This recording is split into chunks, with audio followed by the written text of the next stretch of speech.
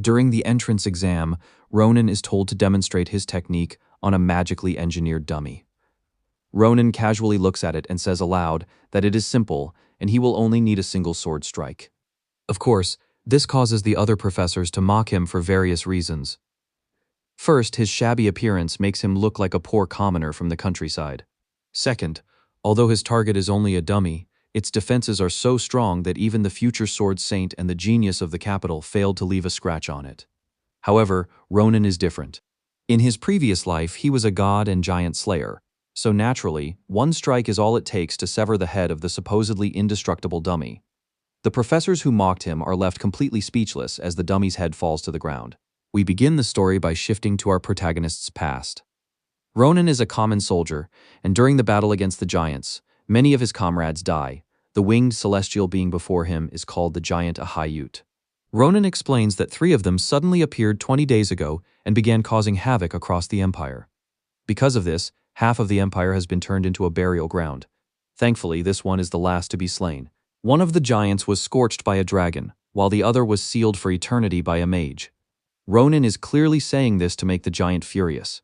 Contrary to his expectations, however, the giant responds calmly, noting that he can sense his brethren and that they died alongside their opponents. Our protagonist's attempt to rage bait the giant ends in complete failure. The giant can already tell that both of them will eventually die because of this skirmish. Still, he admits that if Ronan had more time to master and sharpen his skills, the outcome would have definitely been against the giants. Now it is our protagonist who becomes furious because of the giant's words. The giant acknowledges Ronan's strength, but still declares that this is the end of his world, right before getting his head cleanly severed by our protagonist. With that, Ronan walks away while reflecting on the giant's words.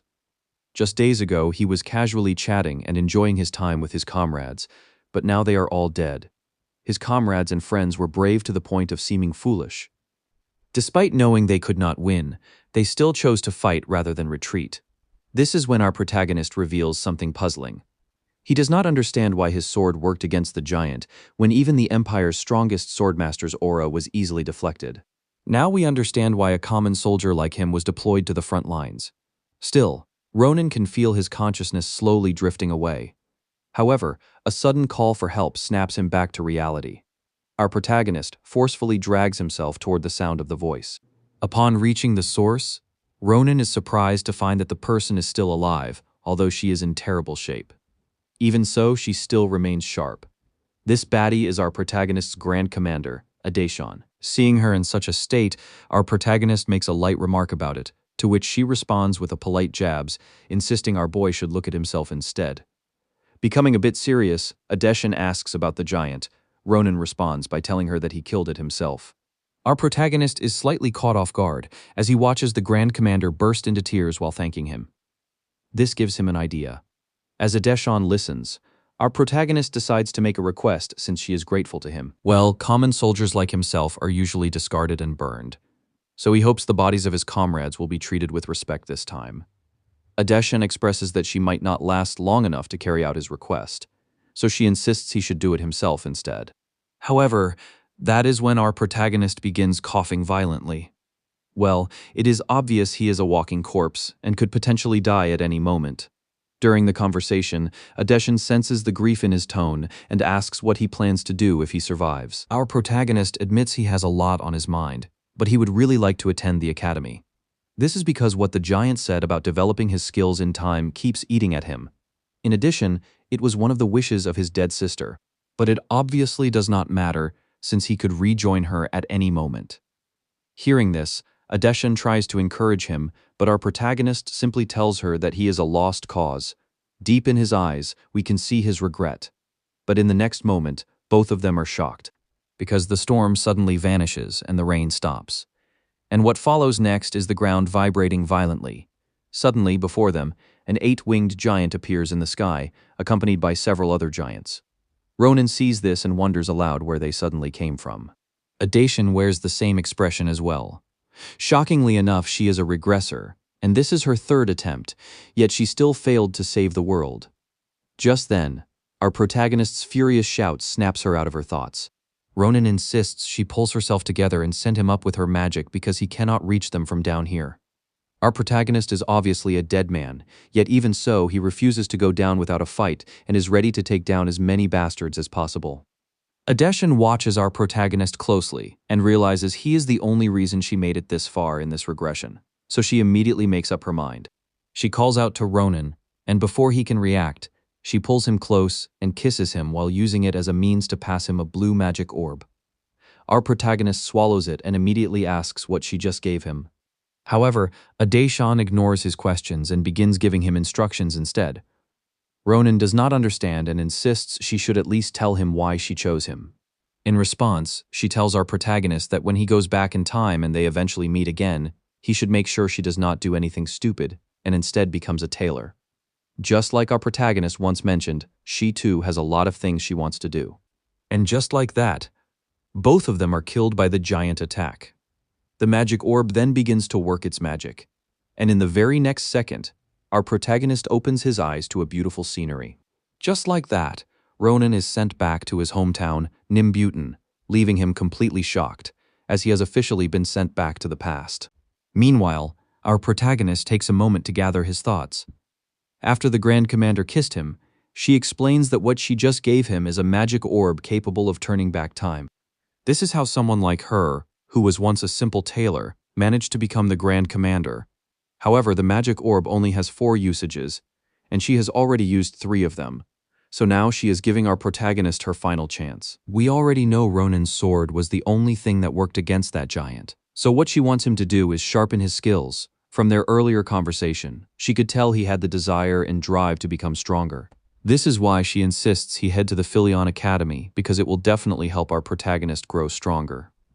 Ronan's flashback ends with the Grand Commander insisting that our protagonist make sure she becomes a tailor again. Back in the present, everything feels real to our protagonist. Still, he refuses to believe it and hopes he might just be dreaming.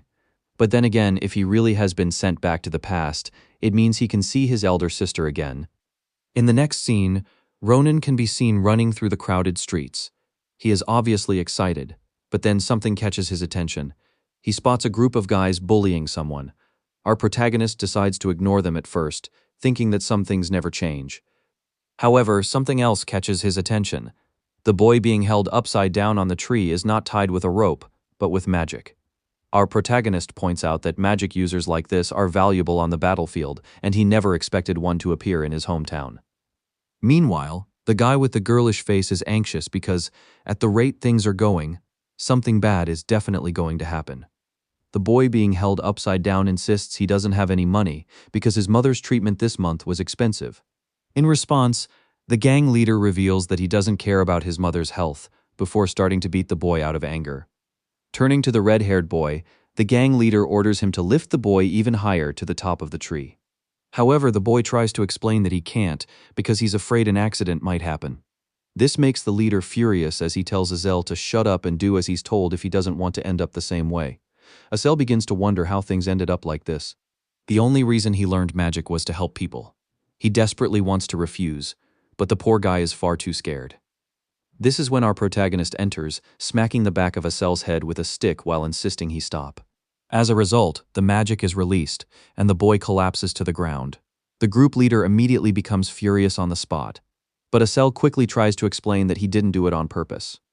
Ronan speaks up, insisting the guy shouldn't worry about trash like the blonde idiot. Our protagonist reveals that he wants to ask him some questions while completely ignoring the blonde guy's tantrums. First, our protagonist asks how Azel managed to learn telekinesis. He explains that he taught himself using a grimoire he bought. Our protagonist is impressed and surprised that the guy managed to learn magic despite using such a cheap grimoire. Anyways, his thoughts are interrupted by the blonde guy, who finally snaps after being continuously ignored by our protagonist. It turns out he once lost to our protagonist, and he believes this is the reason Ronan is acting up. And so, he charges at Ronan with his sword. Our protagonist calmly analyzes the guy. His posture and swordsmanship is terrible, but because he's naturally strong, that's the only reason he's feared around here. But to everyone's surprise, our protagonist easily dodges the attack. The blonde guy can't believe he missed. Meanwhile, our protagonist thinks to himself that his younger body is just as he expected. Combined with his experience, our boy refers to this as battle sense. Seeing this, the guy tries to play it off as luck. Our protagonist replies that for someone as unlucky as himself, he indeed feels lucky today. The blonde guy fails to understand the hint and instead insists our protagonist kneel and beg for his life, before adding that he'll only leave here with one arm. However, the fool crosses the line when he mentions our protagonist's sister. When our protagonist asks what he just said about his sister, the fool shamelessly admits she has a killer body and says she makes him horny. Ronan moves immediately without hesitation. The blonde guy's ear is severed on the spot. The guy instantly screams in pain while his subordinates are left in complete shock. Meanwhile, Ronan approaches him with a darkened expression, asking if the bastard wishes to die. The bullies are still wearing shocked expressions, not because our protagonist cuts off their boss's ear, but because he does it using only a tree branch. Ronan turns his attention to them, kicking their boss around like trash. He insists they take him away before they end up like him. However, they should leave behind the money they stole and also compensate him for ruining his mood. Later, our protagonist hands a sack of gold coins to the bullied boy. The boy tries to point out that the money is far more than what the bully took and that he can't accept it, but Ronan refuses, noting that the boss's sword alone is enough payment for him. Hearing this, the boy thanks our protagonist.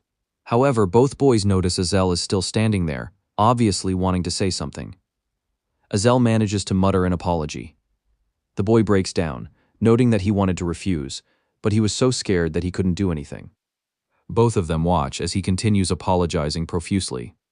Anyways, the bullied kid notes that Azel's reaction is exactly the same as when he was first brought there. He says he saw Azel crying when the bully and his group dragged him over. What he is trying to say is that he understands Azel's situation, adding that both of them couldn't do anything to stop the bully. So the boy shouldn't feel like the entire thing was his fault. Before leaving, he adds that he truly appreciates Azel's apology. Now both Ronan and Azel watch him leave. Meanwhile, our protagonist observes Azel closely. He smirks, thinking the boy isn't bad after all. Ronan then asks if he remembers what they discussed. When Azel responds positively, Ronan insists they meet there again 4 days from now. However, it seems that wasn't part of the conversation, leading Azel to express confusion, causing Ronan to resort to threats if he doesn't show up on time. Azel watches our protagonist leave while understanding absolutely nothing. The next scene takes us to our protagonist's house. He stands in front of the door for a long time, knowing how much his sister loves flowers. He becomes embarrassed and is in the process of throwing them away when his elder sister suddenly appears. Iroh is surprised that the person standing motionless at the door for so long is her little brother. Our protagonist freezes the moment he sees his sister. For a long time, he has imagined what he would say after returning, especially after leaving her behind without a word. His sister is a 10, and let's hope our protagonist doesn't come after us. Anyways, our protagonist softly announces his return. Inside, Iroh is happy to receive flowers from a cold little brother like him. The girl really can't hide her excitement, making our protagonist wonder if she is overreacting.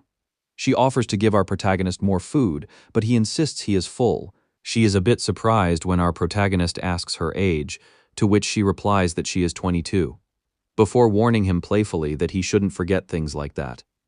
During the conversation, our protagonist remains silent. He thinks that if his sister is 22, then it will still take 10 years before the giants invade the world. However, Iroh mistakes his silence as him being sick. Ronan notes that his sister is the same as ever, kind, caring, and warm. This only makes him want to protect her even more. With that in mind, our protagonist informs her about his plans. When he tells her that he is considering enrolling in the academy, Iroh's mind takes a moment to process what he just said. Then her eyes sparkle with excitement as she asks if he is serious. She immediately runs off, turning the cabinet upside down. She explains that she has always believed this day would come. Then she reveals a large pot. The pot is filled with gold coins, and she explains that she has secretly been saving money while waiting for the day he would decide to attend the academy. Our protagonist appreciates his sister's hard work, but explains that unfortunately, the money won't be enough, leaving her stunned. This is because our protagonist wants to attend the Imperial Academy, Philion Academy. Iroh immediately becomes speechless upon hearing this before screaming in disbelief. Our protagonist explains that the Imperial Academy is the Empire's leading educational institution. Not only does it have outstanding professors and receive massive funding from the Imperial family, but it is also known as the very factory that produces heroes. Figures like Schlieffen, the Grand Commander, and many other legendary individuals were all products of the Academy. The reason Ronan knows this is because a Deshan once told him about it, explaining how those people played crucial roles during the war against the giants. However, entering the Academy comes with two major problems. First, the standards are unbelievably high.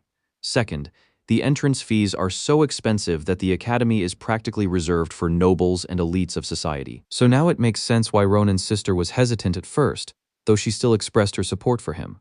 Eventually, Ronan arrives at the meeting location with Azel.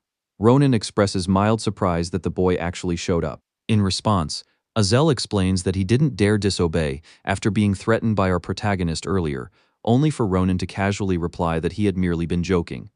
Before anything else, however, Ronan tells him that he wants to test something. Azel immediately looks confused. Ronan then suggests that Azel use his telekinesis on him and lift him as high as possible.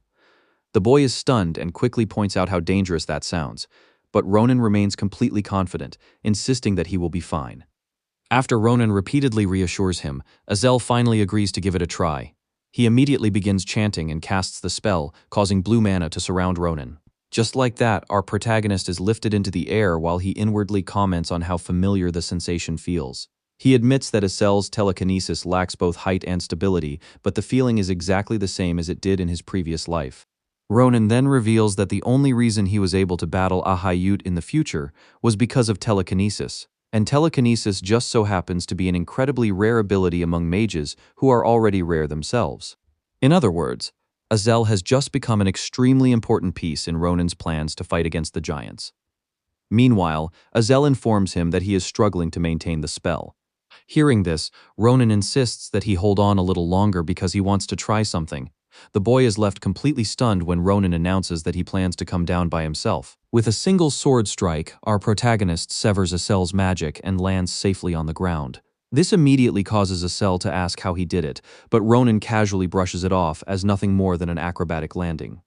When Azel tries to clarify that he was actually asking about Ronan cutting through his mana, our protagonist immediately smacks him on the head. Well, the truth is that Ronan himself does not fully understand the answer either. Even so, he believes it is something that could eventually be figured out with enough research. However, one thing is certain. This ability may very well be one of the main reasons his sword were effective against the giants in the first place. For now, though, our protagonist decides to follow that assumption. Grabbing his backpack, he tells Azel that he passed the test. Ronan casually tosses him a bag and insists that he join him. When Azel questions what exactly they are planning to do so late at night, our protagonist simply tells him to follow along, because this might become the opening line of his biography in future history books. While traveling together, Azel eventually learns about Ronan's plan to enroll in the Imperial Academy. He immediately points out what we already know. The academy is reserved for nobles and elites. Meanwhile, both of them are nothing more than commoners. Our protagonist clearly finds those remarks annoying before asking the real reason Azel is so hesitant about enrolling. The boy begins comparing the two of them, claiming that Ronan possesses incredible swordsmanship while he himself has no real talent. That is when Ronan cuts him off, stating that he is merely making excuses. Our protagonist asks whether Azel plans to continue living like this forever, wasting his life entertaining thugs. Sure, Azel is timid to the point where he almost looks cowardly. He is also a crybaby and a loser. Ronan's words land like critical hits because they are painfully accurate. Still, our protagonist notes that it is not too late for Azel to change, and if he truly wants to change, then it has to happen today. Otherwise, he will spend the rest of his life drowning in regret, just like Ronan did in his previous life. When Ronan asks whether he has changed his mind and wants to follow him to the academy, Azel finally realizes that our protagonist is genuinely worried about him. Ronan then explains that he has no intention of forcing him and that the choice is entirely his to make. As a result, Azel finally agrees to enroll in the academy alongside our protagonist. Hearing this, Ronan smiles, because after all, this had been his plan from the very beginning. Before moving on, however, our protagonist notes that they first need to do something about Azel's timid personality. The boy nervously agrees while Ronan reveals a wicked smile, as though everything is unfolding exactly according to his plan. Later, Azel looks like someone who is already regretting every life decision he has ever made. Almost in shock, he asks Ronan whether this is truly what he meant. Standing before them is their very first hurdle. Our protagonist nods confidently, explaining that this will be Asel's first opponent and the perfect chance to draw out his hidden abilities. Their target happens to be a lunar goblin that looks like it has never skipped a single day at the gym. And sure enough, there are several more of them nearby. Asel immediately turns pale, while our protagonist calmly reassures him that this will be a breeze.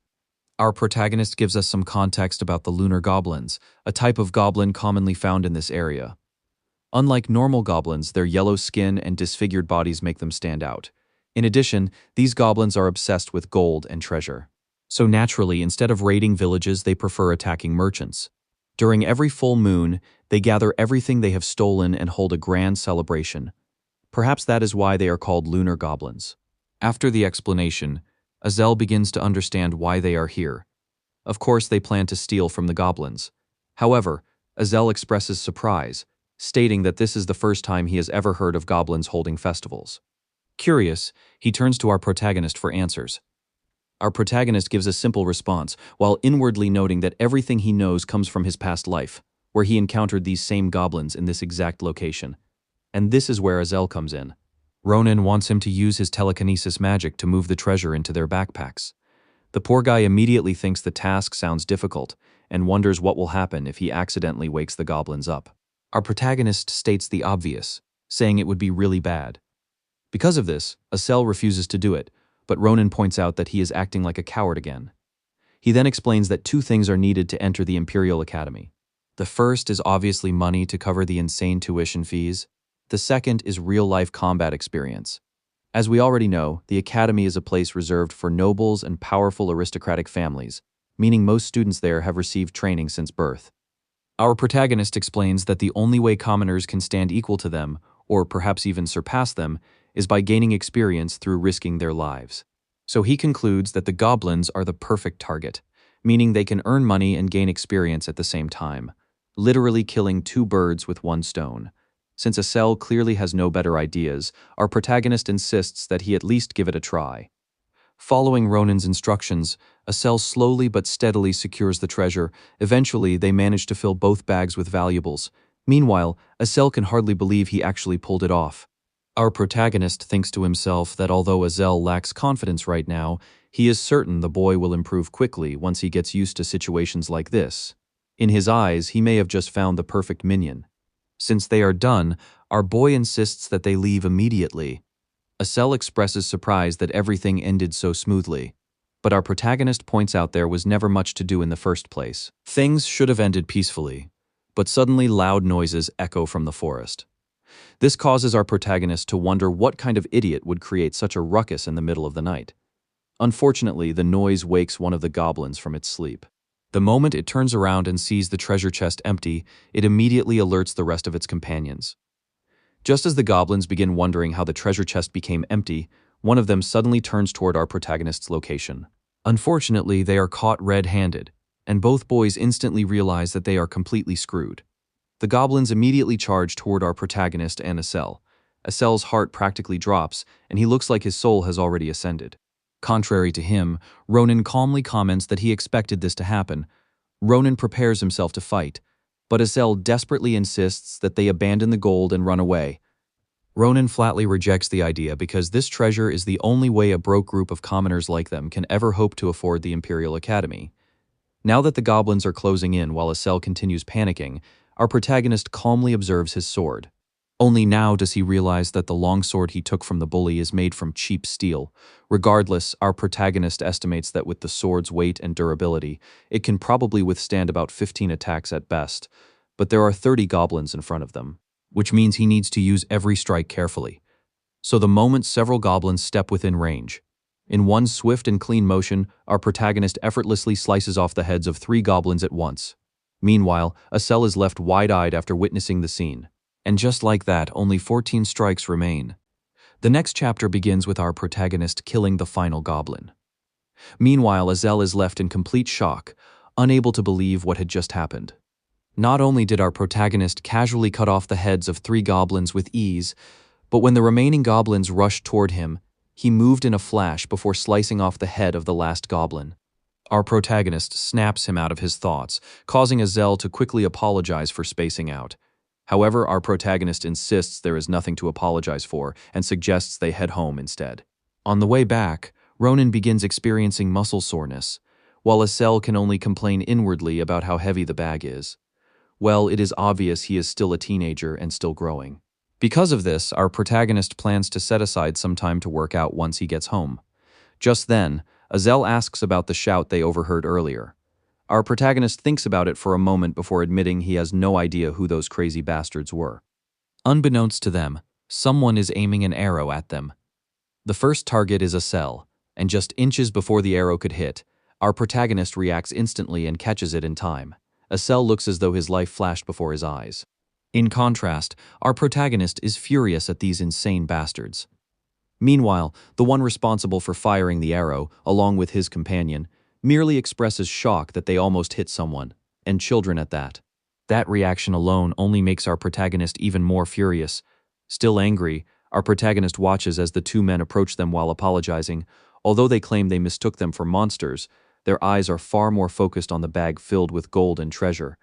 Midway through their statement, Ronan cuts them off, pointing out that they are not even trying to hide their intentions. He then directly demands to know who the two bastards are. Both men can immediately tell our protagonist is far from a normal teenager. So one of them steps forward, pretending it was his fault for not introducing himself properly, while secretly pulling out a knife. In the very next second, he suddenly moves to kill our protagonist. However, our protagonist instantly grabs his hand and follows up with a direct punch to the face, causing the attacker to cough up blood. Seeing this, the man's partner immediately charges toward our protagonist from behind.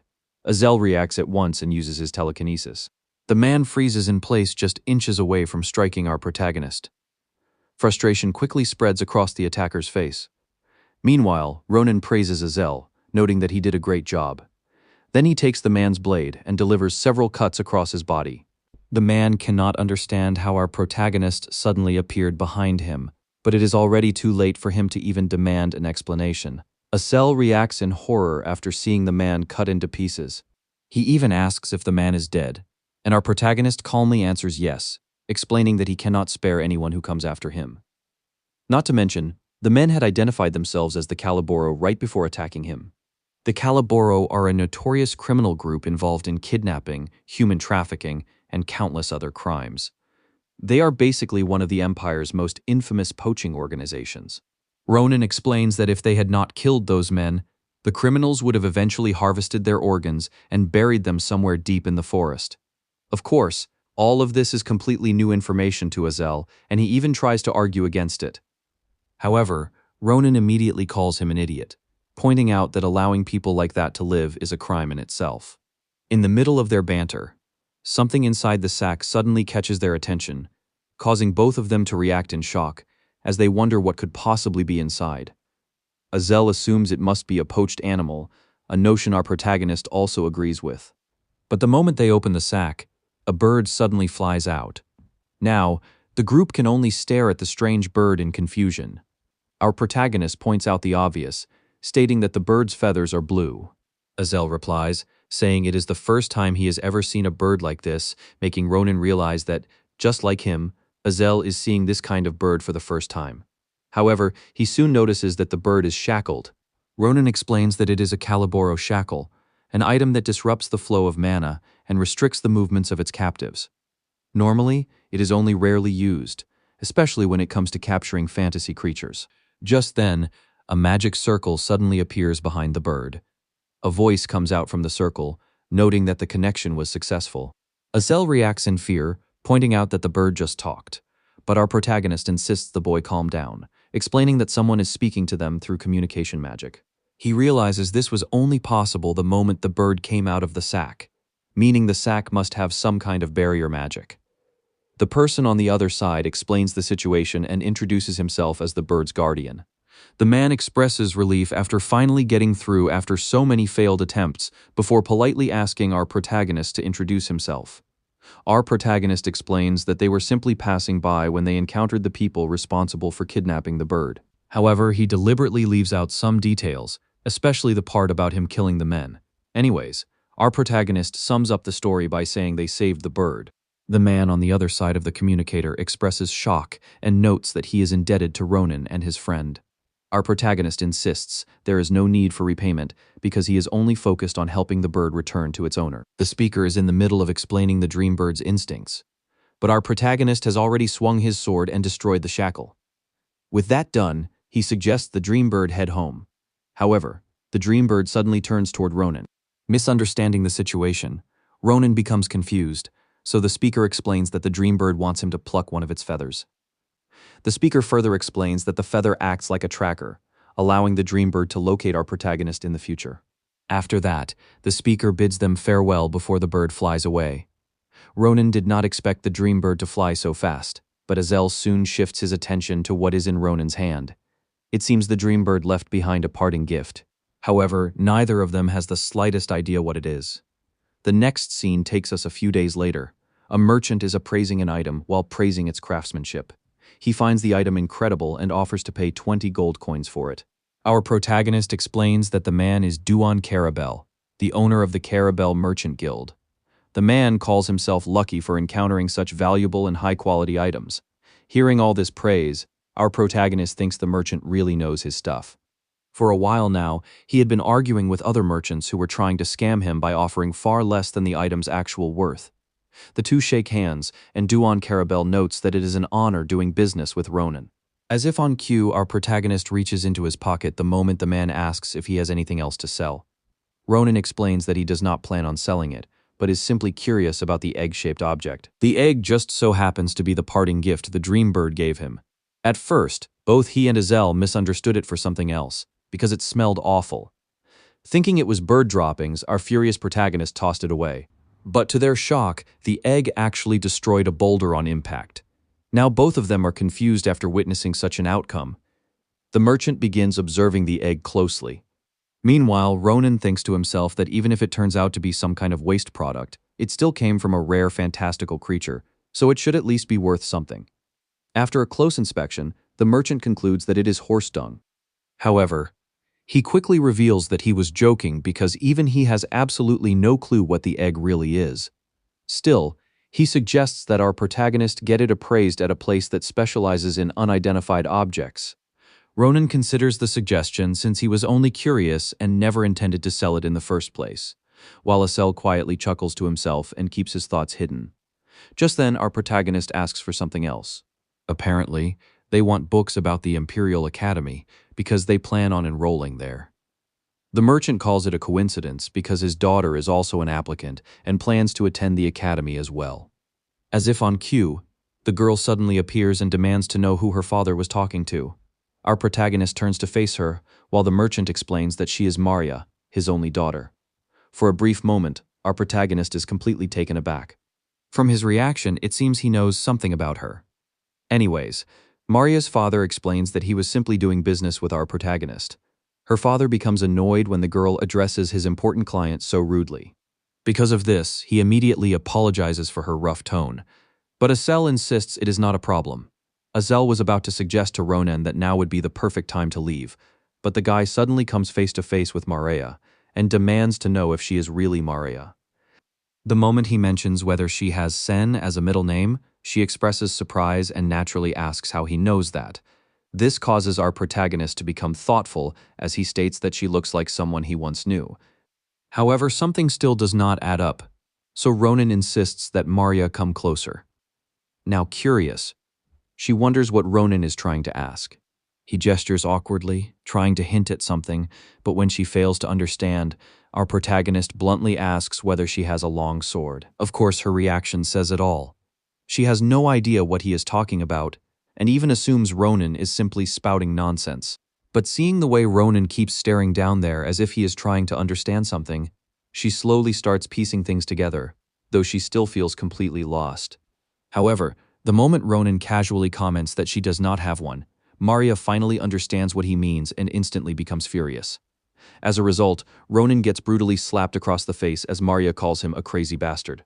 Instead of feeling annoyed, our protagonist realizes the slap feels strangely familiar.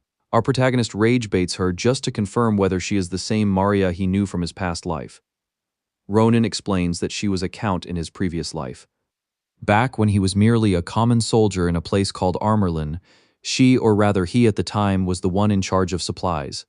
Her work ethic, combined with her easygoing personality, makes her friends with everyone. However, she always becomes furious whenever guys start talking about their long swords. And yes, our protagonist usually gets slapped by her whenever those kinds of discussions come up. In the end, she dies during the battle against the giants before he can ever find out why she hates such subjects so much. Well, now the answer is literally staring right in front of him. Just imagine discovering your close friend has actually been a girl the entire time. Meanwhile, Maria grows even more annoyed seeing our protagonist still smiling, and she is about to hit him again. But Ronan immediately smacks her on the head instead. As a result, she becomes even more furious and responds with a headbutt straight to Ronan's chin. And just like that, the two of them begin fighting, leaving both the girl's father and Azel completely speechless. We skip forward a few moments later. Inside the tent, Azel is left momentarily stunned by what he is seeing. Just moments ago, Maria and Ronan were going at each other like they were about to kill one another. But now, the two of them are getting along as though the fight never even happened in the first place. Anyways, they begin discussing swords and a magic wand. When Maria wonders why Ronan needs 3 swords, especially since they would be heavy to carry, he explains that he uses swords differently.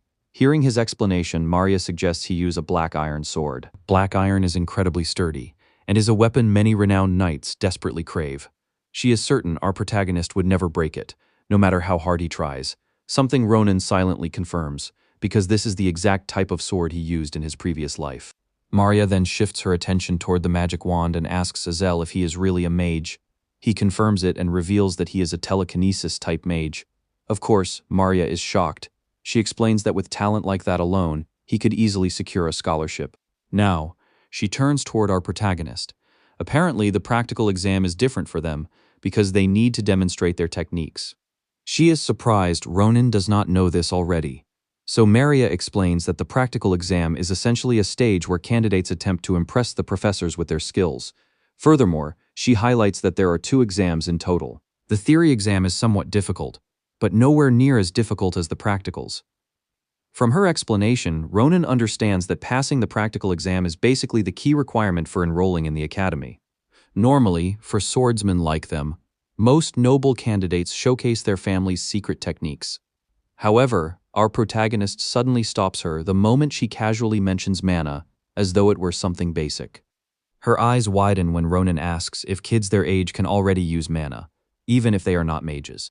After giving a brief explanation about mana and how sensing it is a basic requirement, she suddenly pauses mid-sentence as she realizes from Ronan's expression that this is completely new information to him. Now she is even more shocked that our protagonist cannot even sense mana. Worse yet, Ronan asks whether mana and aura are somehow similar. Maria honestly feels helpless, just thinking about how someone like Ronan seriously wants to enter the Imperial Academy. As a result, she suggests that our protagonist follow her outside, which immediately catches him off guard. She also asks to borrow his swords. Our protagonist instantly warns her not to damage them.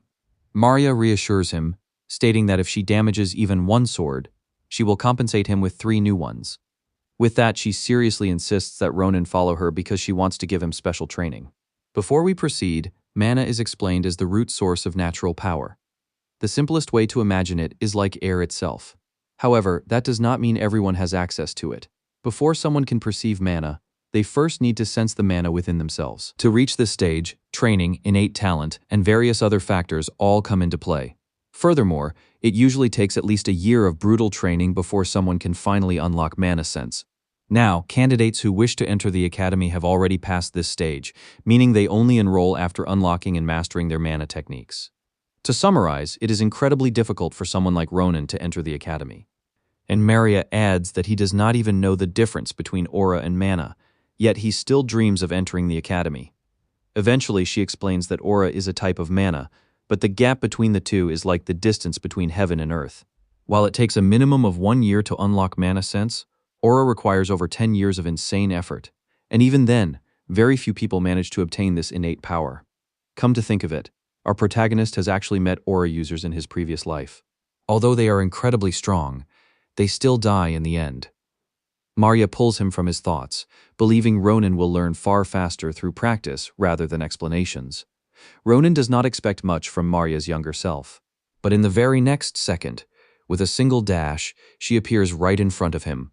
Recovering from the shock, he immediately blocks her sword strike. Still, he is not that surprised. Ronan pushes Maria back with a single swing of his longsword. In his mind, he is genuinely surprised that Maria's younger self can exert such tremendous force, especially as a dual sword user. Since he cannot see or sense mana, he wonders if this is some kind of mana technique. Meanwhile, Maria herself cannot understand what is happening. She had been certain she could end everything in a single strike. After all, she is seriously using mana in this fight. Her goal was simple: force our protagonist to willingly surrender and avoid humiliating himself during the exam. Yet despite using mana, she is the one being pushed back by Ronan, who is not even relying on mana at all. Noticing her hesitation, Ronan suddenly asks why she seems distracted. Before she can respond, he shatters her guard with another swing of his longsword. Our protagonist may not be able to use mana, but his battle sense is exceptional. Bringing his sword down again, he calmly advises Maria to dodge instead of trying to block the attack.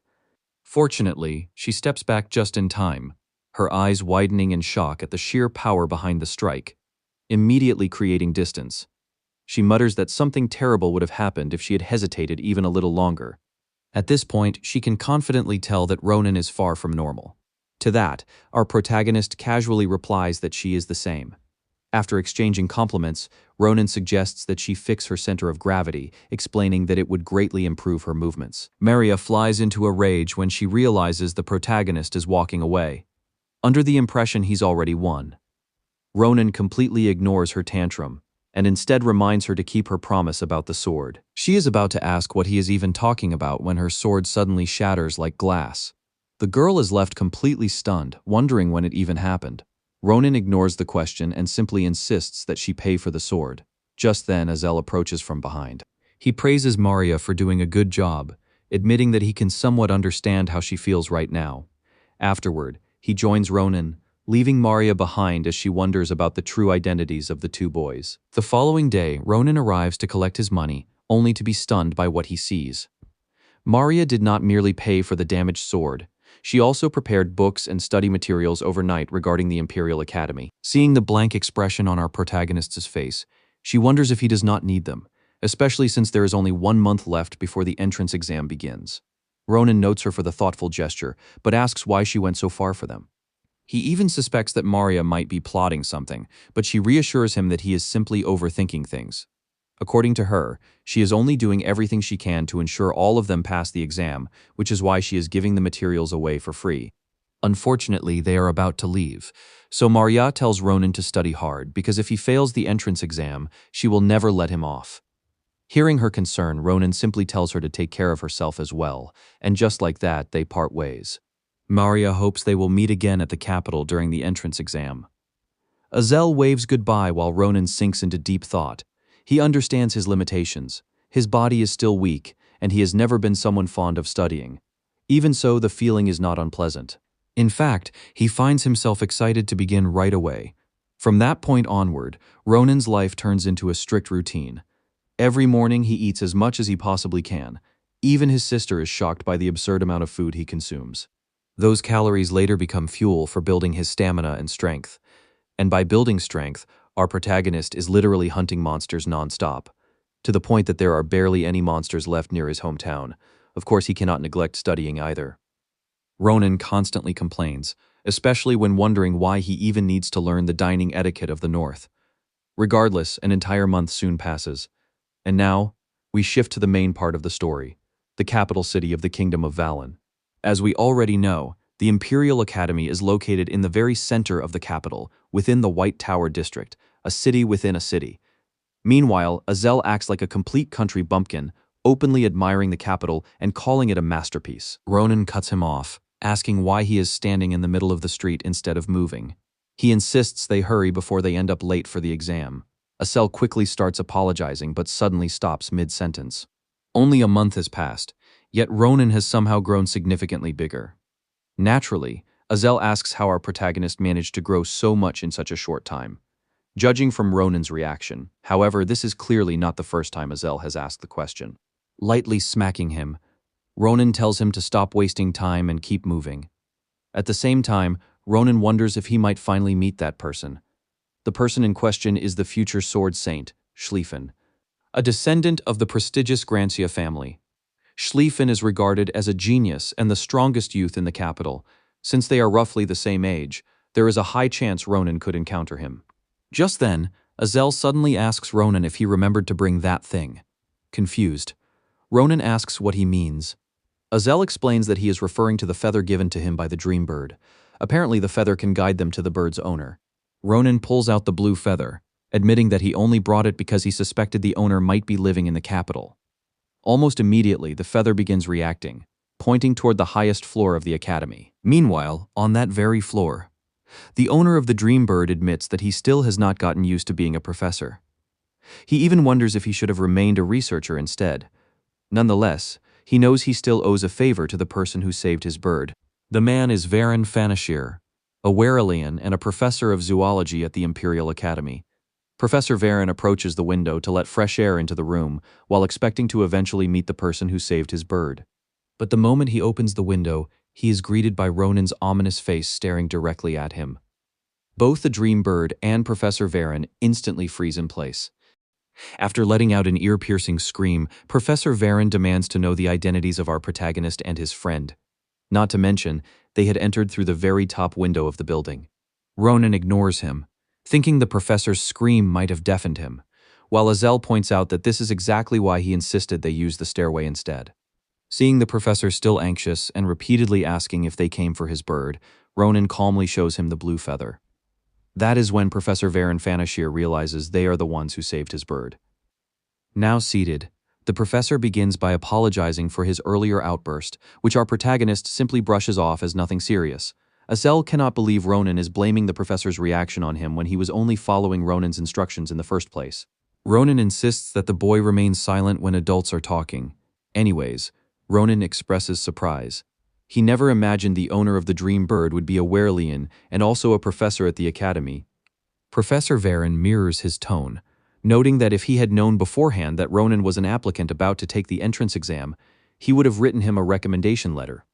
Unfortunately, nothing can be done about it since the exam starts today. Still, Ronan does not seem concerned. Instead, he is far more interested in the egg Professor Varen's bird, Marpez, laid before returning to the professor. Seeing it up close, Professor Varen becomes Captain Obvious, stating that it is an egg from a dream bird. Ronan does not understand why the professor is so excited about this. Since it is an egg, it should obviously hatch. Still, Professor Varen Fanashir admits that he has no idea what the egg will hatch into, leaving our protagonist speechless. Ronan reasons that since the egg came from a dream bird, it should naturally hatch into another dream bird. Hearing this, Professor Varen shakes his head. He explains that depending on the environment, the egg of a dream bird absorbs the surrounding mana. Meaning, if exposed to flame mana, it could hatch into a phoenix. In a monster nest, it could take the form of the dominant monster nearby. In summary, these conditions prevent it from simply taking the form of an ordinary bird. The professor can analyze the mana coming from the egg, but even that is not enough to identify what it will hatch into. Regardless, he tells our protagonist that the egg is emitting a myriad of mana, like smelting molten metal running rampant. Our protagonist never expected to sit through a full lecture about an egg. He calls the bird shameless for laying an egg on his palm without warning him first. Ronan becomes puzzled when the professor suggests that he keep the egg. Our protagonist can already tell the egg is something precious after the professor's explanation. However, Professor Varen notes with a saddened expression that a dream bird lays only one egg in its entire lifetime. So the fact that the bird gave the egg to Ronan means it sensed something special about him. Professor Varen is willing to do this because he trusts the bird, which he has known for a very long time. Hearing this, Ronan decides to keep the egg, mostly because he has become curious about what it will eventually hatch into. The group is about to leave for the exam when Professor Varen suddenly asks them to wait a moment before rushing off to retrieve something. It turns out to be instructions on how Ronan can hatch the egg. And just like that, the next scene takes us to the practical testing hall. This place is reserved only for swordsmen and other martial artist candidates. Just then, the examiner calls for the 112th candidate to take the exam. The door opens, and the boy enters to see the professors waiting inside. Ronan notices this and realizes his turn is up next. Still, he cannot help but complain about how long the waiting has taken. Unsurprisingly, Maria sits beside him and points out that this is apparently normal during the Imperial Academy entrance exams. When our protagonist wonders why she is so dressed up, she reminds him that she is a merchant.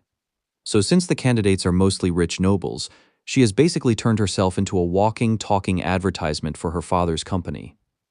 Finally, it is our protagonist's turn as the examiner calls his number. Ronan approaches the door while Maria teasingly reminds him not to fail. Ronan simply thanks her for the support before adding that he will be back soon. After entering the testing area, Ronan locks eyes with the judges. They are all top professors of Imperial Academy, so naturally every single one of them is an extraordinary individual. The old man seated in the middle is the headmaster and Archmage Krava Kratir. The woman sitting beside him is the sword instructor and Grand Sword Saint Nabarose. Ronan immediately introduces himself respectfully, and the headmaster notes that it is good to see him. He then tells Ronan to demonstrate his technique using the magically engineered dummy. Hearing this, Ronan thinks the test will be easy, so he casually declares that he will simply make one fast cut. The Archmage is stunned when Ronan claims that should be enough, especially since he intends to do it without even using mana.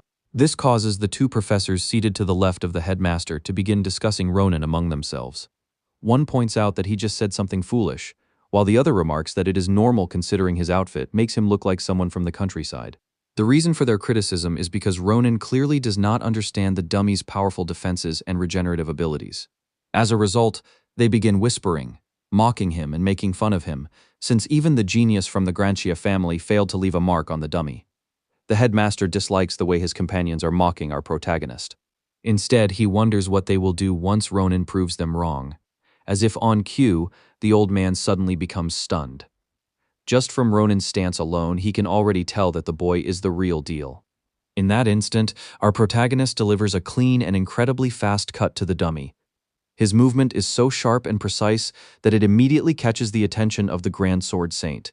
Seeing their stunned reactions, our protagonist calmly points out that he is finished. However, the two foolish professors still do not know what to make of such a cheap and seemingly simple performance. One of them even manages to maintain his mocking expression. But he immediately pauses after noticing the principal's expression. Suddenly, Nabaros rises from her seat and charges straight toward Ronan. Ronan sees the attack coming but chooses not to react, as Nabaros stops her sword mere inches from his neck. When our protagonist questions the sudden attack, she coldly demands that he explain himself, especially who taught him that swordsmanship.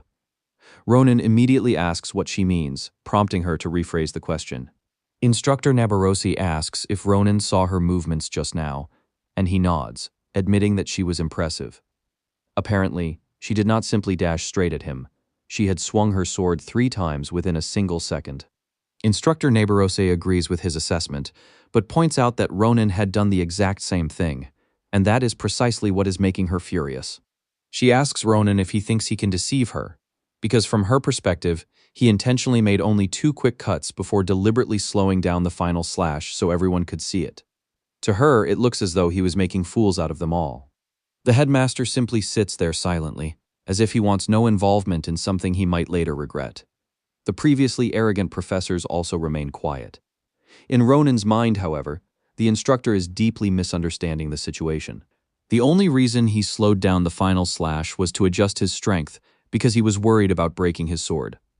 But if he explains that misunderstanding to the professor, anyone can guess what would happen next. Nonetheless, Instructor Nabaros leaves after adding that she will remember his face.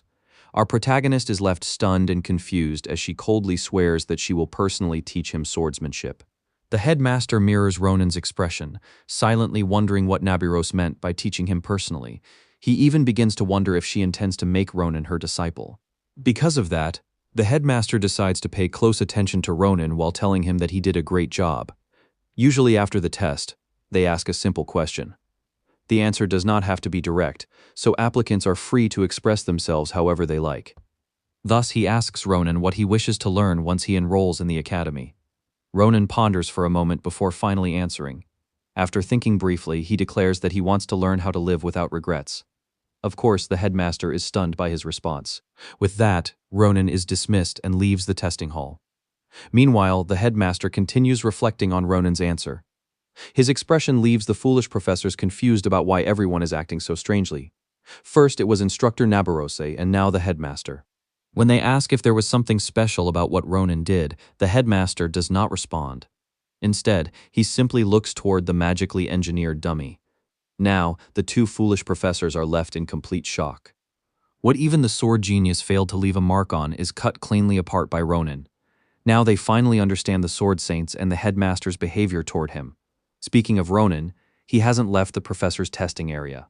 As he reflects on his encounter with Nabarose, he recalls how she seemed to come straight at him.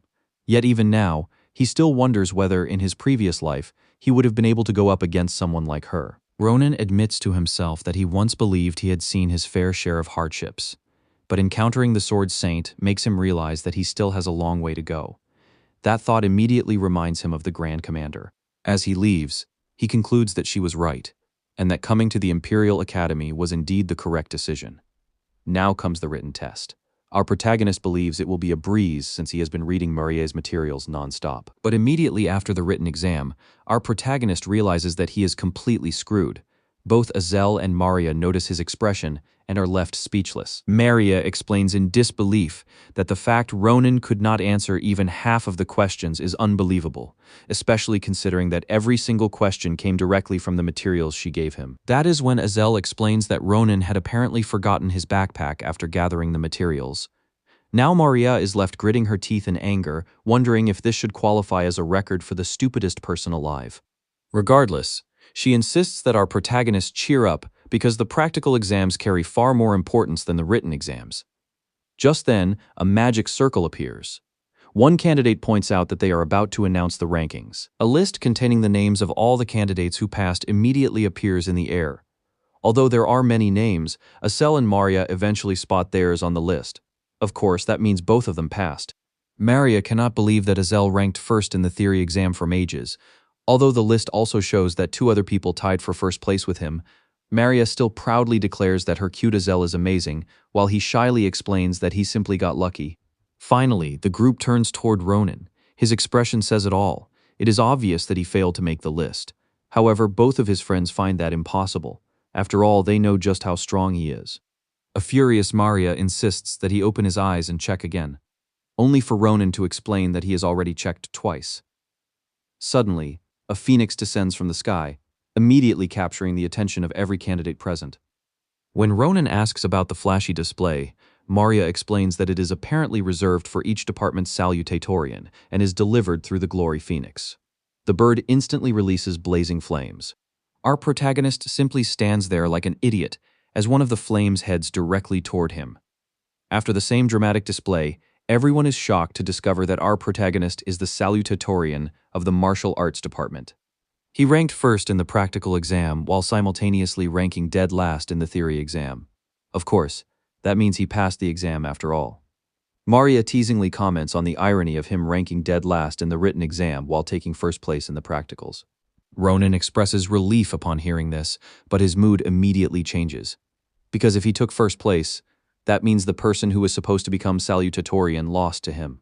Predictably, the person who took second place begins approaching Ronin, causing him to freeze as he already imagines the guy is definitely going to cause trouble. The boy in question happens to be the future sword saint, Schlieffen, the genius swordsman of the capital. So yes, things are about to get messy. Anyways, some of the candidates express shock upon seeing the Empire's rising star. Maria notices this and assumes Schlieffen has come over to chat, while Ronin immediately thinks this is going to be troublesome. He explains that Schlieffen is the type of person who absolutely cannot stand anyone surpassing him in swordsmanship. Trying to avoid the situation, Ronin claims he has no idea what the guy is talking about. Schlieffen can tell he is lying. Demanding an explanation, he questions Ronin, but Ronin simply shrugs, still insisting he has no idea what he means and telling him to leave. Gripping his sword, Schlieffen seems to make up his mind. In the next second, he attacks Ronin, but Ronin blocks just in time. Our protagonist is caught off guard by the sudden strike, causing both of his friends to express concern. Schlieffen then points out that if Ronin truly was not the salutatorian, how did he react instantly to the attack? Now the rest of the candidates realize what is happening and predict that a fight is about to break out. Sure enough, Schlieffen insists that Ronin stop holding back, while Ronin curses him as a crazy bastard. Since that is what he wants, Ronan tells him he will come at him with everything he has. And just like that, the fight begins. Ronan's 3 slashes are blocked by Schlieffen with a single swing of his sword. However, Ronan does not follow up. It is obvious. Schlieffen is shaken by the attack, causing Ronan to ask if he is satisfied now. At that moment, Schlieffen finally understands why Ronan took first place before suddenly launching another attack. Ronan blocks again as Schlieffen declares that this still is not enough. Ronan thinks the boy has completely lost his mind, while Schlieffen continues demanding that he reveal everything he has instead of hiding his true strength, grinding his teeth during the clash. Ronan explains that this is exactly why he never wanted to encounter this fool. At the rate things are escalating, Ronan realizes Schlieffen might soon begin manipulating aura. His aura technique, Tempest Sword, is a technique capable of creating violent tempests from a single slash. Ronan notes that he cannot handle such power at his current level. As a result, he quickly changes tactics. Thinking Ronan is trying to flee, Schlieffen becomes furious. He charges forward, and at the same time, Ronan attempts to use Azel as a shield. Azel is naturally shocked and wonders why it has to be him of all people. Meanwhile, Schlieffen becomes enraged, calling Ronan a coward. Mistaking Azel for a girl, he demands to know if Ronan can even call himself a knight. However, Azel immediately corrects him, stating that he is actually a guy. Apparently, this was all part of Ronan's plan. Since Schlieffen loves playing the hero, he would naturally try to protect the weak. Ronan seizes that opportunity and punches him straight in the face. Before Schlieffen can recover, Ronan immediately grabs both of his friends and runs off, leaving the stunned swordsman behind. Just then, a group of people finally arrives, apparently only showing up after the fight is already over. However, the moment the bald man sets his eyes on Schlieffen, he becomes startled and demands to know who dared strike his lord. In response, Schlieffen dismisses the remark and reminds them to speak informally to him because he entered the academy as a commoner, not as a member of the Grancia family. Furthermore, he explains that there is no need to go after Ronan since it was a fair fight. He is about to continue speaking when something else catches his attention. Schlieffen expresses shock after noticing that Ronan actually cracked his sword, a blade forged from the highest grade mithril. At first, he thought Ronan was nothing special, but to think he managed to do this much while wielding an inferior sword is truly impressive. Now Schlieffen becomes genuinely interested in Ronan and promises to remember his name. The following day, we are taken to the outskirts of the capital city, inside the Shimo forest. Ronan and the unfortunate Azel wander through the forest with a map, searching for their destination. Just then, Azel asks Ronan something, though Ronan does not immediately understand. Apparently, it concerns the events of the previous day. Azel discovered that Schlieffen belongs to the prestigious Grancia family, a family second only to the imperial household itself. Naturally, he fears retaliation. However, Ronan points out that he is simply overthinking things. He explains that although Schlieffen is a sword-crazed maniac, he is actually a good person who upholds principles and values trust. In many ways, he is the very image of the perfect knightly noble. Ronan also assures Azel that Schlieffen will likely treat their clash as nothing more than a sparring match. Otherwise, both of them would already be behind bars.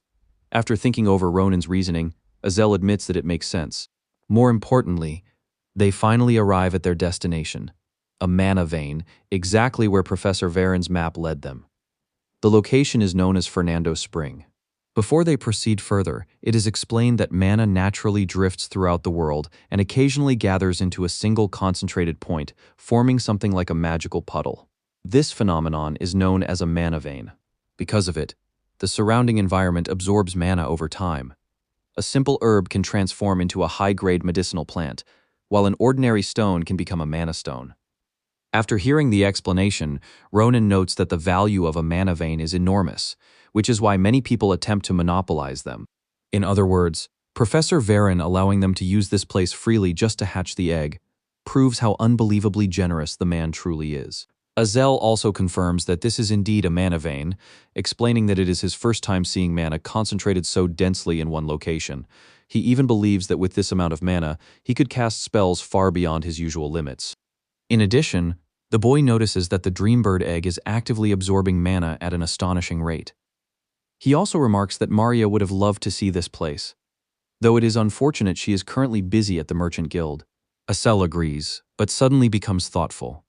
He asks Ronan if he does not find something strange. Remembering Professor Varen's explanation, Azel points out that if a mana vein exists here, then it should naturally attract countless fantastical creatures to the spring. Ronan immediately understands what Azel is implying. Throughout the entire time they have been there, they have not seen even the slightest trace of such creatures. At that moment, our protagonist realizes he has overlooked something and become far too relaxed. Azel does not understand why Ronan suddenly starts complaining. In response, Ronan simply warns him to stay alert, because somewhere nearby he can smell blood. And now he finally understands why no creatures are approaching the spring. Azel expresses confusion when Ronan mentions the smell of blood. In response, Ronan tells him that the same people have come to visit them again, and by the same people, he means the same group from the previous chapter. Suddenly, several attacks are launched in their direction. Ronan effortlessly blocks them, cutting every projectile out of the air. At the same time, something about the arrows feels familiar to him, especially after he takes a closer look at the arrowheads. To explain this, Ronan recalls his days as a soldier. One of his comrades addresses him as captain while asking for his opinion on the arrows. The man proudly explains that arrows like those are special and powerful enough to blow apart an orc's head. Ronan watches him boast as though he is performing on stage. The entire group bursts into laughter, while Ronan, slightly irritated, questions how the man can be so proud of using such methods to hunt monsters. In response, the soldier reveals that the people who used those arrows for illegal hunting were extremely successful. And those people just so happen to belong to the elite organization known as the Calaboro Bloodhounds. With that in mind, Ronan immediately concludes that the people attacking them now are also from Calaboro, but unlike the weaklings before, these are Bloodhound-ranked members. Realizing this, he heads deeper into the forest while warning Azel to hide if he does not want to get hurt. Before Azel can even ask what is happening, Ronan suddenly dashes into the forest with terrifying speed. Meanwhile, the group is left shocked that Ronan casually cut down their mana-infused arrows. Seeing him rush toward them with bloodlust in his eyes, one of the men immediately orders the others to scatter and attack him from different directions at once. As expected, Ronan acknowledges their quick judgment and teamwork, noting how different they are from the small fry he dealt with earlier. Knowing they will be troublesome opponents, Ronan suddenly stops and asks if they do not recognize one of their own allies. The entire group becomes confused. Seeing that he has successfully caught their attention, Ronan reveals a wicked yet satisfied smile. He then boldly declares that he is the youngest bloodhound from the Damus branch, also known as a Hayut. Naturally, the group doubts his claim. One of the men even becomes furious when Ronan casually asks if he does not believe him. Hearing the man throw a tantrum, Ronan confidently tells him to ask the wolves from their branch. He then warns the man not to assume everyone behaves like he does, mocking him further by calling him a feral dog. Of course, the man instantly loses his temper after hearing such insults from someone he sees as a mere child. As a result, he grabs Ronan and resorts to threats. Ronan calmly gestures that he meant no offense, casually reminding him that assaulting fellow members is forbidden before adding that fools like him never end well. Our protagonist is incredibly skilled at provoking people. One of the man's comrades quickly steps in, asking if he is really about to lose his cool because of a child. Not to mention, Ronan has already demonstrated knowledge about their rankings, something only actual members would know. Acting more reasonable, the man suggests calling their captain first for confirmation. He points out that if Ronan truly belongs to the Damus branch, causing trouble with him could create serious problems between branches. Almost as if on cue, a man suddenly approaches and questions why the group ignored his order to remain silent and stay on standby. Everyone turns toward him and immediately realizes it is the man of the hour, Vume, the wolf captain of the Demire branch. The man grabbing Ronan quickly lets him go. Seeing this as perfect timing, he immediately begins explaining the situation while Ronan silently analyzes everything around him. For the captain to be here personally, it means the entire group is gathered in one place. So when the captain asks if Ronan truly is a Hayut from the Damus branch, Ronan confidently confirms it. The captain finds it suspicious, especially since this territory belongs to their branch. That is when Ronan suddenly reveals a wide grin. He casually admits that he did not know this was their territory, because after all, he is not a Hayute. Before anyone can react, Ronan cuts down several men with a single slash. The remaining members are left completely stunned. Meanwhile, Ronan advances forward with the same terrifying smile, mocking them for how easily he deceived them. Then, without hesitation, he kills the captain. The poor man never even stood a chance. Now only one survivor remains. The sword in the man's hand suddenly feels unbearably small. Ronan turns toward him and questions where all his earlier arrogance has gone. His movements are so fast that the man does not even realize his fingers have already been severed. As the man screams in pain, Ronan mocks him for crying like a baby. Still, Ronan offers him a chance to survive. The man is shocked when Ronan orders him to draw a map showing every Calaboro branch location. Ronan coldly explains that if he refuses, there is no reason to keep him alive. The terrified man agrees, but nervously points out that he has no pen. Hearing that, Ronan wonders aloud if the man is stupid. It turns out that chopping off his fingers earlier was all part of the plan. Eventually, the man uses his own blood to finish drawing the map of every branch location. Ronan even praises him for being talented. With a pale face, the man shakily asks if Ronan will let him go now. In response, he is split cleanly in two. Of course, Ronan has no intention of sparing anyone who dared to try and kill him. The next chapter begins with Azel feeling sick, while Ronan tells him to stop overreacting, especially when he had already warned him beforehand. Azel can only apologize. Still, he admits the sight is shocking, as he never expected this to be the work of the Calaboro group. Ronan reminds him that this is exactly why he said letting the group live was a crime. Since they are already branded as criminals, Ronan reassures Azel that killing them would not bring any consequences. Still, Ronan notes something else. He doesn't know if he should tell Professor Varen. Unfortunately, the professor's dream bird was among the creatures killed by the Calaboro group. Just then, Ronan notices the dream bird egg starting to react. Ronan takes it out, and at the same time, Azel's pale face points towards something as he asks our protagonist about it. Both of them freeze as they watch the blood from the dead creatures begin flowing like droplets before them. Suddenly, it converges into some kind of wave. Azel immediately hides behind our protagonist, while Ronan prepares himself for whatever is coming. Suddenly, the dream bird egg reacts.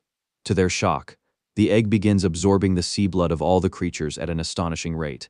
Azel, as usual, asks Ronan what is happening, to which he replies that he doesn't know. Still, he admits that whatever is inside the egg will definitely be something extraordinary. Eventually, the egg finishes absorbing the blood. The group watches as the egg begins showing signs of hatching. Azel is stunned, while Ronan, on the other hand, has been eagerly waiting to see what is inside. The moment the hatching is complete, he expresses excitement, only to be immediately smacked in the face by the hatchling. The impact makes his nose begin to bleed, leaving him slightly furious. Now, the group observes the hatched creature. Neither of them can quite identify what the flying creature actually is. Ronan even wonders if his Pokémon is some kind of dragon with dream bird feathers. Still, he finds it very cute. Before long, he expresses annoyance that his familiar hit him in the face. In response, the Pokémon activates a magic spell and heals our protagonist's injuries in the process. Ronan is left slightly stunned, while Azel expresses admiration that the creature can even use healing magic. On top of that, it clearly likes Ronan. Hearing this, Ronan believes his Pokémon definitely possesses even more abilities. Just then, Azel suggests giving it a name, since they can't keep referring to it as his familiar. Our protagonist begins thinking of a suitable name when the creature suddenly senses something. The moment it locks eyes on its target, it immediately heads in that direction, leaving the group stunned. Unlike Azel's puzzled expression, Ronan realizes that his familiar has also sensed someone's presence. And the person in question happens to be Balruz, a remnant of the Demire branch of the Calaboro group. Balruz, in his thoughts, wonders what is happening. He had merely gone on an errand, only to return and discover that everyone was dead. Not to mention, he had seen our protagonist and Azel during the egg absorption process, so naturally he chose to run away. However, the moment he turns around, he shouts in terror as he realizes he is being chased. Because he isn't paying attention, he trips like a fool. To his shock, our protagonist's familiar begins feasting by visibly draining blood from his injury. The poor guy starts screaming and begging for help. That's when our protagonist steps forward, telling Sita to stop. Because if it continues any further, Balruz will eventually die. Meanwhile, Azel asks if our protagonist is really going with that name, to which he responds positively. Turning toward Balruz, he asks if he likes the name, leaving the man completely stunned as he begins thinking Ronan isn't normal. When Ronan asks if he is fine, Balruz immediately drops to his knees and expresses gratitude for saving him. However, he pauses before naturally asking our protagonist how he knows his name. Ronan doesn't reply. Instead, he places his sword against Balrus, making him break out into a cold sweat. It turns out our protagonist has met him before. When Ronan addresses Balrus as the talkative one of the Caliboro bloodhounds, Balrus quickly clarifies that he is only an errand boy, making our protagonist realize he has not yet risen to that position in this timeline. Still, Ronan presses him for information, making it clear that this is not a favor. Later that same day, our protagonist holds a few gold coins in his hand. He notes that the results have exceeded his expectations, and Azel beams beside him in agreement. Azel admits that he had been confused earlier when our protagonist kept collecting the spring water. At the time, he could not understand the reason behind it, but now that they are making such a huge profit, everything finally makes sense. With this, Azel happily declares that they no longer need to worry about money. Ronan agrees, though he adds that all of this is thanks to Professor Varen. Unfortunately, the Werelian is away on a business trip before they can thank him personally. Back in the past, Ronan had also given his old friend a mission involving the map he obtained from the group he killed. To make the poor guy carry out the task faster, our protagonist had intentionally instilled fear into him. Pulled from his thoughts, Azel asks Ronan what he plans to do with the money. As the second-ranked student, he already receives free tuition and academy funding, meaning he has no major expenses to worry about. Come to think of it, our protagonist pauses for a moment before commenting that there is actually something he wants to do, and it just so happens that the academy entrance ceremony is drawing near. A few days later, inside the capital, the driver opens the carriage door and announces that they have arrived at their destination. The mysterious passenger just happens to be Ronan's older sister. She steps out of the carriage in awe, marveling at the magnificent city surrounding her. Our protagonist approaches from behind, noting that the long trip must have exhausted her. When our boy asks if everything remained peaceful while he was away, his sister immediately fires back that she should be the one asking the questions instead. The other day, she had been completely shocked to see a high-class carriage parked in front of their house. So naturally, she demands to know how he managed to afford such a thing without any money. Without even waiting for an answer, she grabs our protagonist's face, worrying about how much weight he has lost while questioning whether he has been eating properly. Our boy reassures her that he has been eating well, bringing visible relief to her face. Just then, his sister notices Sita perched on our protagonist's shoulder and instantly finds the little creature adorable. The little guy politely responds as our boy introduces him as his new travel companion. Suddenly, our protagonist turns serious and urges his sister to hurry because time is short. She stares at him in confusion, wondering where they are rushing off to so suddenly. Taking her hand, our boy explains that once he enters the academy, he may no longer have the time, so there are several things he wants to do beforehand. The scene soon shifts to a luxurious boutique filled with grand arched windows. His sister freezes in shock, her eyes widening as she takes in the extravagant surroundings. The staff members stand attentively in the background, while our boy relaxes on a plush sofa, calmly watching his sister hesitate. Not long after, she emerges wearing a stunning dress while insisting that it feels far too expensive to accept as a gift.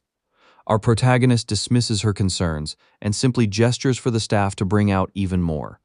Soon his sister can only gasp at the enormous mountain of gift boxes piled throughout the store. Meanwhile, our boy remains calm. He tells her that this is nothing compared to all the hardships she endured for him and claims that it is finally time for her to enjoy the rewards of his success. His words strike deeply. Ronan's sister covers her mouth as tears of joy and pride begin forming in her eyes. Being the dramatic queen that she is, our protagonist's sister loudly announces to the entire store that her little brother has suddenly become kind and completely changed his personality.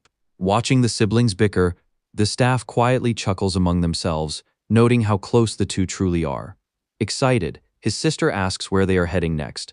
Ronan explains that he needs to visit a workshop to repair his sword. He is just about to explain how the weapon was damaged when Schlieffen suddenly appears behind the door, asking if Ronan is finished yet. The sudden appearance startles Ronan, who immediately demands to know whether the guy has turned into some kind of stalker. Schlieffen calmly explains that he simply came to purchase a new sword. His aura leaks slightly as he insists that our protagonist should not misunderstand the situation. In response, our protagonist instantly gets fired up and calls him a crazy bastard. Just as the two seem moments away from clashing, Ronan's older sister quickly steps between them and scolds Ronan for using such foul language. Standing behind her, Schlieffen quietly listens as our protagonist gets thoroughly lectured. At the same time, he expresses surprise that Ronan actually has a sister. A moment later, she apologizes on behalf of her brother's foul mouth, and at that exact moment, the crazed sword maniac and future swordmaster witnesses something that completely changes his world. For the very first time, the guy realizes that there may actually be things even more exciting than swordplay. Like one of us hopeless fools, he falls in love at first sight. Seeing his stunned reaction, our protagonist's sister continues apologizing, which only surprises him further. Composing himself, Schlieffen quickly explains that he is actually the one at fault, meaning there is no reason for her to apologize. She immediately finds him extremely polite and kind. Now she sincerely hopes that someone like him can become friends with our protagonist. Meanwhile, our protagonist watches the entire exchange from the side with a completely speechless expression. Ronan becomes even more stunned when Schlieffen offers to compensate him for damaging his sword. Since he does not currently have money on him, Schlieffen instead hands over something unbelievably precious. The item, shaped like a compass, is the symbol of the Grancia family. The moment he sees it, Ronan reacts in complete shock, questioning whether the guy truly understands what he is casually handing out. However, Schlieffen barely pays attention because he is far more focused on Ronan's sister. Sure enough, he even recommends a blacksmith located at the western end of the street. Normally, commoners would struggle to gain entry there, but with the Grancia family symbol, it is practically a free pass. With that, he leaves while hoping Ronan makes good use of the sword. As for Ronan, he remains absolutely stunned. He explains that with the Grancia family's proof of identification, a person could practically purchase entire villages. This makes him seriously question whether Schlieffen is truly the future sword saint he once knew.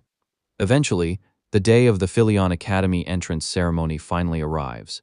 The headmaster addresses everyone, personally welcoming the freshmen of class 787 while introducing himself as the academy's headmaster. He delivers the usual speech, motivating the students to work hard, sharpen their skills, and earn their rightful place within the academy.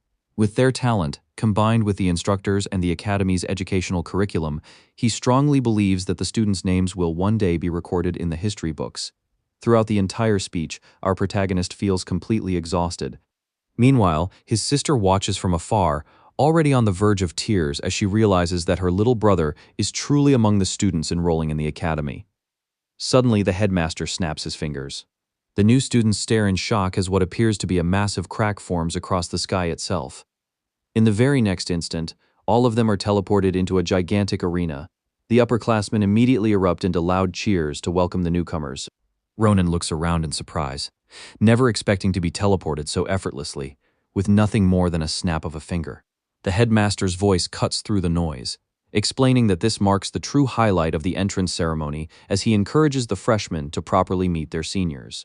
The next chapter begins by giving us some context about the senior-junior meeting. As the name suggests, it is an event where the freshmen meet the second-year students, also known as the seniors. This process is always intense and is considered one of the most important events within the Imperial Academy. Since not every freshman is capable of fighting, the Academy automatically selects the first and second-ranked freshmen as representatives. They are then assigned to face one of the 4 top second-year students, with each duel involving martial arts. In the end, the entire event comes down to one-on-one spars between the representatives. As usual, the headmaster explains that this meeting is important not only for the students, but also for the instructors themselves. He further states that the duel is simply another form of the Imperial Academy's education system.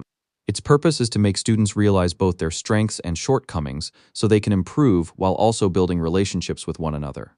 With that said, he tells the representatives to choose their opponents, adding that they are free to refuse the duel if they wish. Hearing this, Ronan inwardly thinks the headmaster is just beating around the bush and that the entire event is basically a sophisticated form of hazing the freshmen. The seniors are introduced one after another, and all 4 of them happen to be the top-ranking students of their year.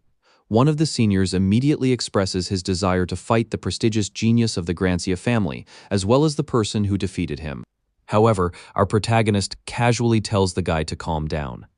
At the same time, Ronan also thinks about using this opportunity to prove himself to his sister so she will never have to worry about him again in the future. So when the headmaster announces the beginning of the event and instructs our protagonist to pick his opponent, Ronan suddenly raises his hand and states that he has a suggestion. The old man is left speechless when Ronan boldly declares that he wants to challenge all 4 seniors at once. Naturally, the expressions of the senior representatives immediately darken with anger. Meanwhile, Ronan simply wears a bright smile while insisting that they all come at him together. The entire arena falls silent after hearing his outrageous proposal. At the same time, the Academy professors quietly move aside to discuss Ronan among themselves. Turning toward the Sword Saint, the headmaster asks what she thinks about our protagonist's suggestion. In response, she calmly tells them to proceed, explaining that Ronan's proposal actually aligns perfectly with the ideals of the Imperial Academy. She reminds everyone that victory in the duel is not what truly matters. After all, the headmaster himself once stated that the event exists to educate students about their limits while helping them build bonds with others. Only after she reassures the headmaster that she will personally intervene before anyone gets seriously hurt does he finally agree to proceed. Each of the seniors openly expresses their irritation. Karun believes our protagonist is looking down on them, while Irina assumes he is only acting this way because he ranked second in the entrance examination. However, Nazdo tells everyone to calm down. Although Ronan appears arrogant, Schlieffen is undeniably skilled, meaning they should avoid wasting too much energy fighting him recklessly. Meanwhile, our protagonist's sister grows anxious as she notices the sudden change in atmosphere. Screaming at the top of her lungs, she warns Ronan to be careful while reminding him that he can forfeit at any time. Ironically, that is the exact reason he challenged all of them in the first place, leaving his sister completely stunned.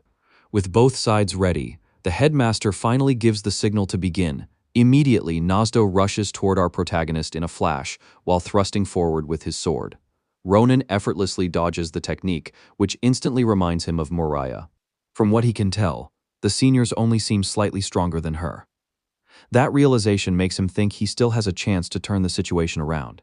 However, there is one major problem. The seniors are attacking him with perfectly coordinated teamwork. Even so, Ronan inwardly praises their cooperation.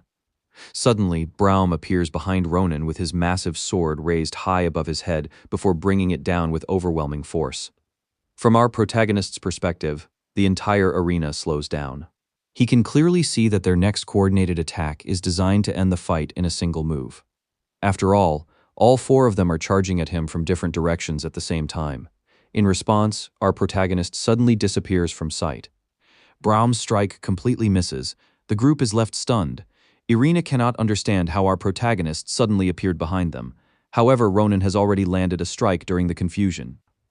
Just when he assumes the match is over, he is shocked to see Braum still standing while glaring at him furiously. Since the massive senior dares to charge directly at him head-on, Ronan simply smiles and decides to end the fight in a special way.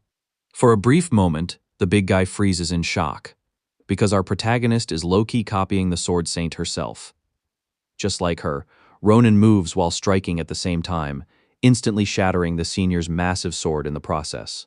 With that, our protagonist calmly thanks them for the spar, admitting that he learned quite a lot from the fight. Seeing this unexpected result, the entire arena freezes in stunned amazement.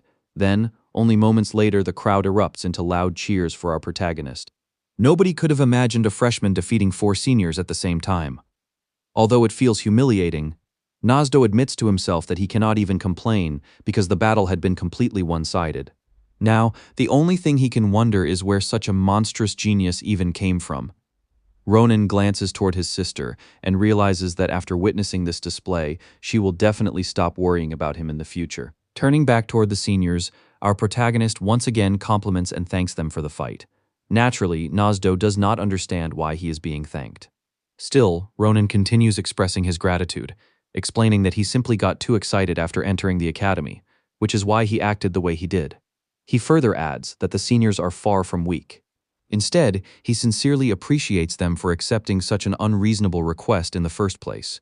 Hearing this leaves the upperclassmen completely shocked. They clearly did not expect such humility from him. However, Braum suddenly bursts into laughter, admitting that they had completely misjudged our protagonist and initially assumed he was just arrogant. Without hesitation, the big guy grabs Ronan by the hand and insists that he should not act so humble after winning the duel so overwhelmingly. Just like that, Braum loudly declares our protagonist the true victor, stating that he possesses the qualities worthy of an Imperial Academy student. Once again, Ronan's older sister watches everything unfold in complete disbelief.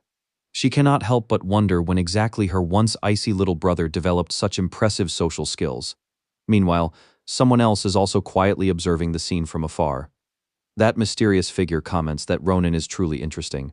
Later that same day, inside the Imperial Academy, a grand welcome banquet is held for the freshmen. Seeing the luxurious setting, Asel can barely hide his curiosity.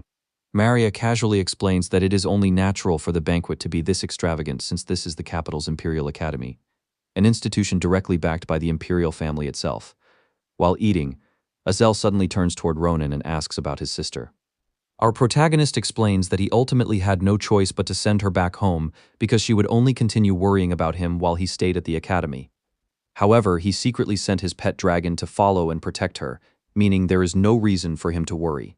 Asel comments that our protagonist is truly an amazing brother since he never jokes around when it comes to his sister's safety. Naturally, Ronan simply nods in agreement. Right at that moment, Schlieffen suddenly appears behind him. Of course, the instant our protagonist notices him, he immediately becomes furious. Ronan demands to know what the guy wants this time, only for Schlieffen to calmly reply that it is nothing important. The sword fanatic simply wants to know where Errol lives and how far the village is from the capital. He even pulls out notes while asking extremely specific questions regarding the exact route our protagonist's sister will take on her journey home. On top of that, he sincerely hopes Ronan hired a trustworthy mercenary group to escort and protect her. Having finally had enough of Schlieffen's endless questions, our protagonist roars in frustration while cursing at him. Unfortunately, Schlieffen completely misunderstands Ronan's last remark. The moment Ronan jokingly mentions a wyvern attack, Schlieffen immediately panics and desperately asks if that means the mercenaries and his sister could actually die. Meanwhile, our protagonist had only been speaking metaphorically, fully confident that she would remain safe no matter what. Yet Schlieffen is taking everything completely literally. So when Ronan finally asks why he is so interested in his sister and questions whether he plans to become her husband, Schlieffen instantly freezes like someone who had just been exposed. However, before he can awkwardly explain that he was merely concerned, another voice suddenly interrupts them. The newcomer calmly comments that she finds the entire scene extremely interesting. After all, she never imagined that the famous wolf of the Grancia family could be so talkative. The moment Schlieffen sees the figure, his expression immediately turns serious as he demands to know what she wants. The girl turns out to be one of the top-ranking freshmen from the mage department. Her name is Elizabeth Akalusha. With a polite smile, she tells Schlieffen not to misunderstand because the person she actually came to see is our protagonist. Naturally, Ronan looks confused. Meanwhile, Schlieffen senses something strange about her that he cannot quite explain. In the end, he concludes that the girl is probably up to something suspicious. Even so, he decides to leave her to her business. Before departing, Schlieffen almost suggests sending knights from the Grancia estate to protect Ronan's sister, but our protagonist immediately refuses and tells the love-struck idiot to get lost. At the same time, Asel quietly warns our protagonist to be careful around Elizabeth. He explains that she is extremely powerful and had completely destroyed her opponent during the senior-junior meeting. Hearing this, the girl calmly responds that those who bear claws must occasionally be taught a lesson. Ronan immediately tells her that he has absolutely no idea what she is talking about and insists that she get straight to the point.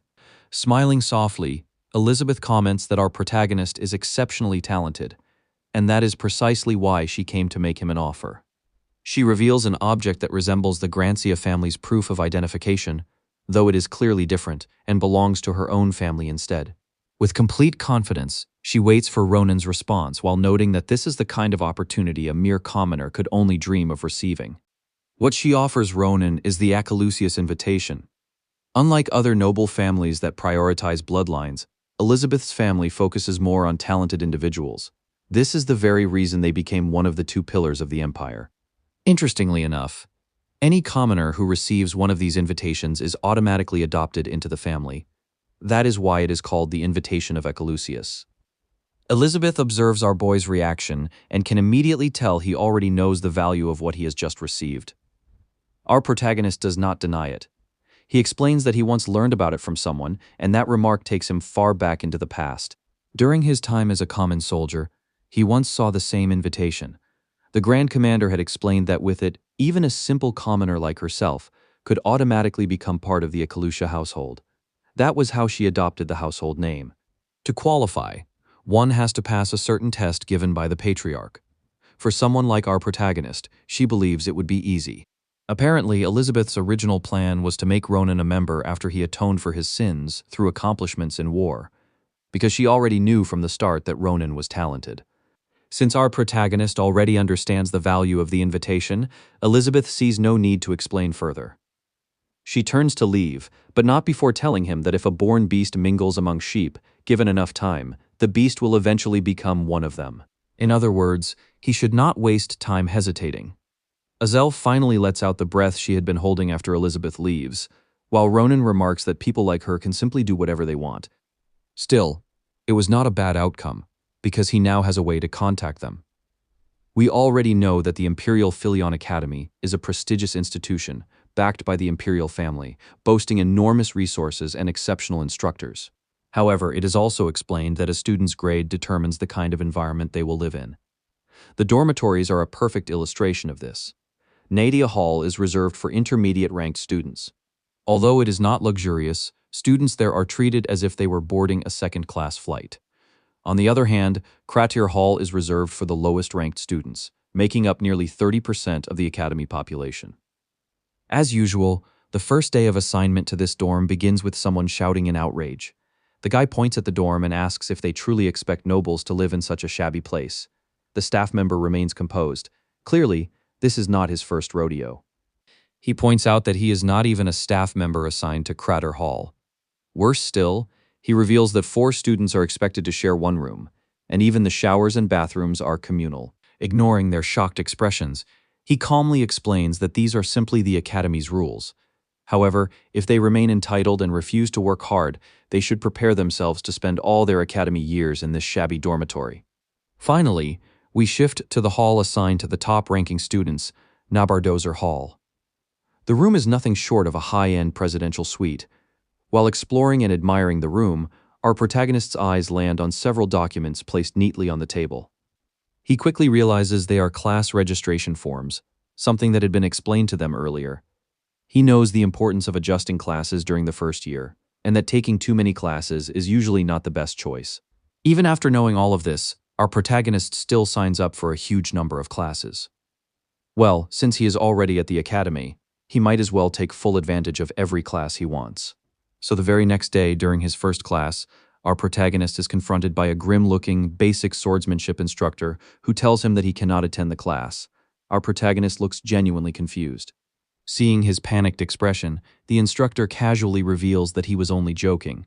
However, he quickly clarifies that Ronan truly does not need to attend the class anymore, because he had already flawlessly demonstrated the Empire's basic swordsmanship technique. Based on academy rules, our protagonist will no longer attend the class, because he has already mastered and surpassed that level. Not to mention, his presence alone would only demotivate the rest of the students.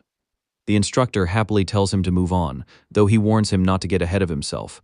However, later that day, our protagonist begins questioning what exactly is going on. Apparently, he effortlessly passed every class assigned to him that day with ease, meaning he would no longer need to attend any of them. Of course, this leaves Ronan extremely frustrated. Just then, someone approaches him in the middle of his tantrum. Ronan is surprised to see the Sword Saint herself. It turns out she overheard everything, and can already tell that Ronan completed all his classes in a single day. Ronan admits it and wonders aloud if this is truly how his academy life is going to be. Nabaros listens to him while secretly thinking to herself that she never imagined a student could complete all their classes in a single day. However, she is not that surprised. In fact, she believes it is only natural for someone like Ronan, who copied her technique after seeing it just once. Remembering her previous remarks during the practical exam, she tells our protagonist that she cannot ignore his current situation any longer. Then, she orders Ronan to hand over his sword. Ronan complies, though he openly expresses his confusion. But in the very next moment, a blast shoots past him and explodes behind him.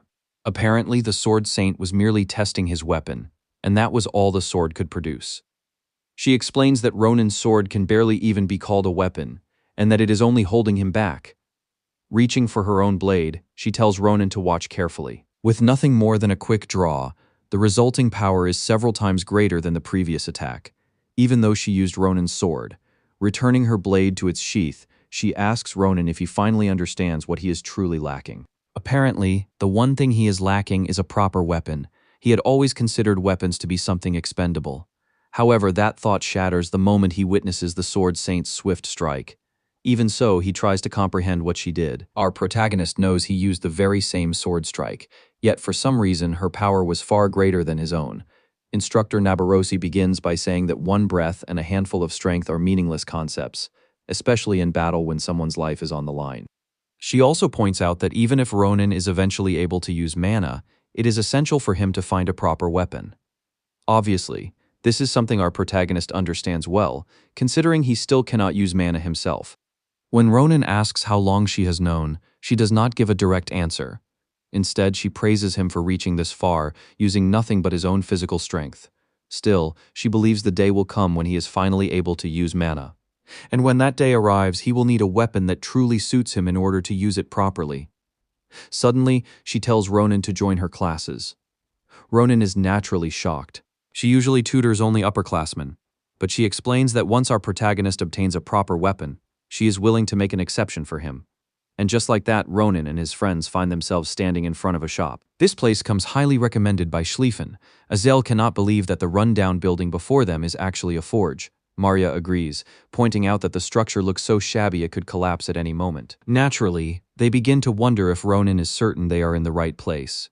He confirms it without hesitation and insists they head inside. Maria wastes no time commenting that the interior somehow looks even worse than the exterior. Just as Ronin is about to lose his patience, a beastman suddenly appears, wondering why it has become so noisy. Standing before the kids, the werewolf demands to know their identities. Of course, Azel immediately begins to panic when the beast insists they state their business.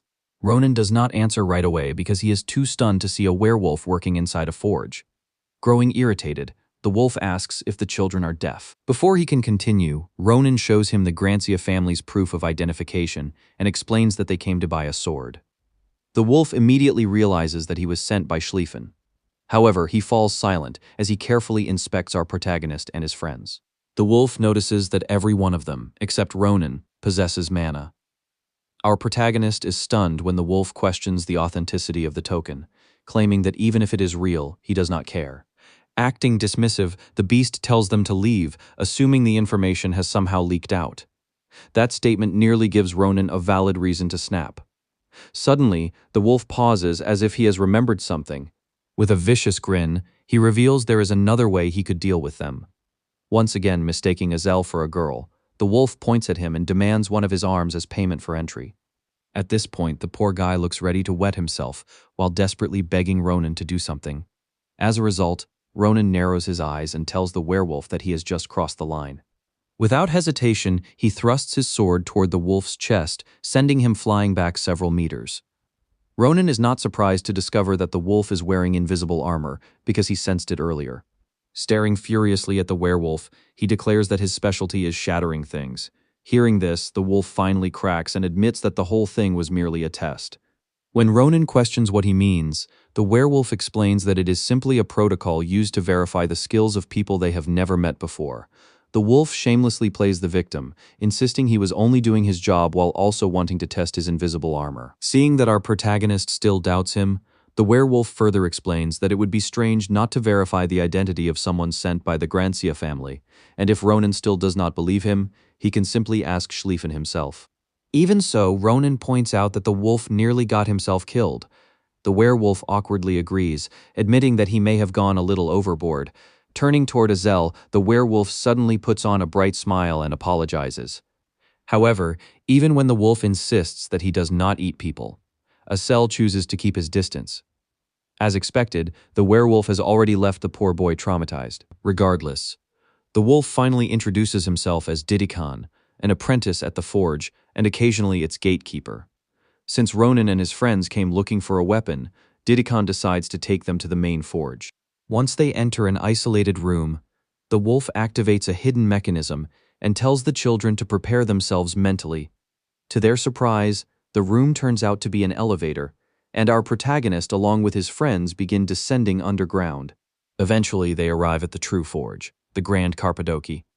Our protagonist is naturally amazed, wondering how anyone could build something this massive beneath the earth. Didikan tells him not to hold back his excitement because, after passing the test, he has decided to take full responsibility for them. In other words, he is not merely bringing Ronin and his group to the main forge. He is personally taking them to meet the greatest craftsman in the capital. While walking to find the best craftsman, our protagonist and his friends carefully observe the place around them.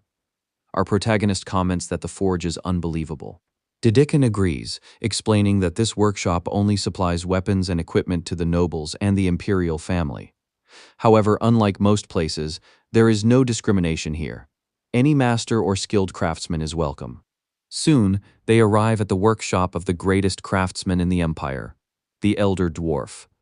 Before entering, Dedekin tells them that the old man has over 400 years of experience, insisting that they show him proper respect. Ironically, he immediately kicks the door open instead of entering normally, proving the exact opposite. The master craftsman instantly recognizes who it is and wonders if it would really kill Dedekin to enter without causing a commotion. Dedekin simply replies that he brought guests, adding that it is the dwarf's own fault for leaving swords scattered around the entrance. He even suggests that Elder Doron clean up the place for once, while the old dwarf mutters that youngsters these days are truly troublesome. Regardless, since Dedekin brought them, the master craftsman assumes they must be worthwhile.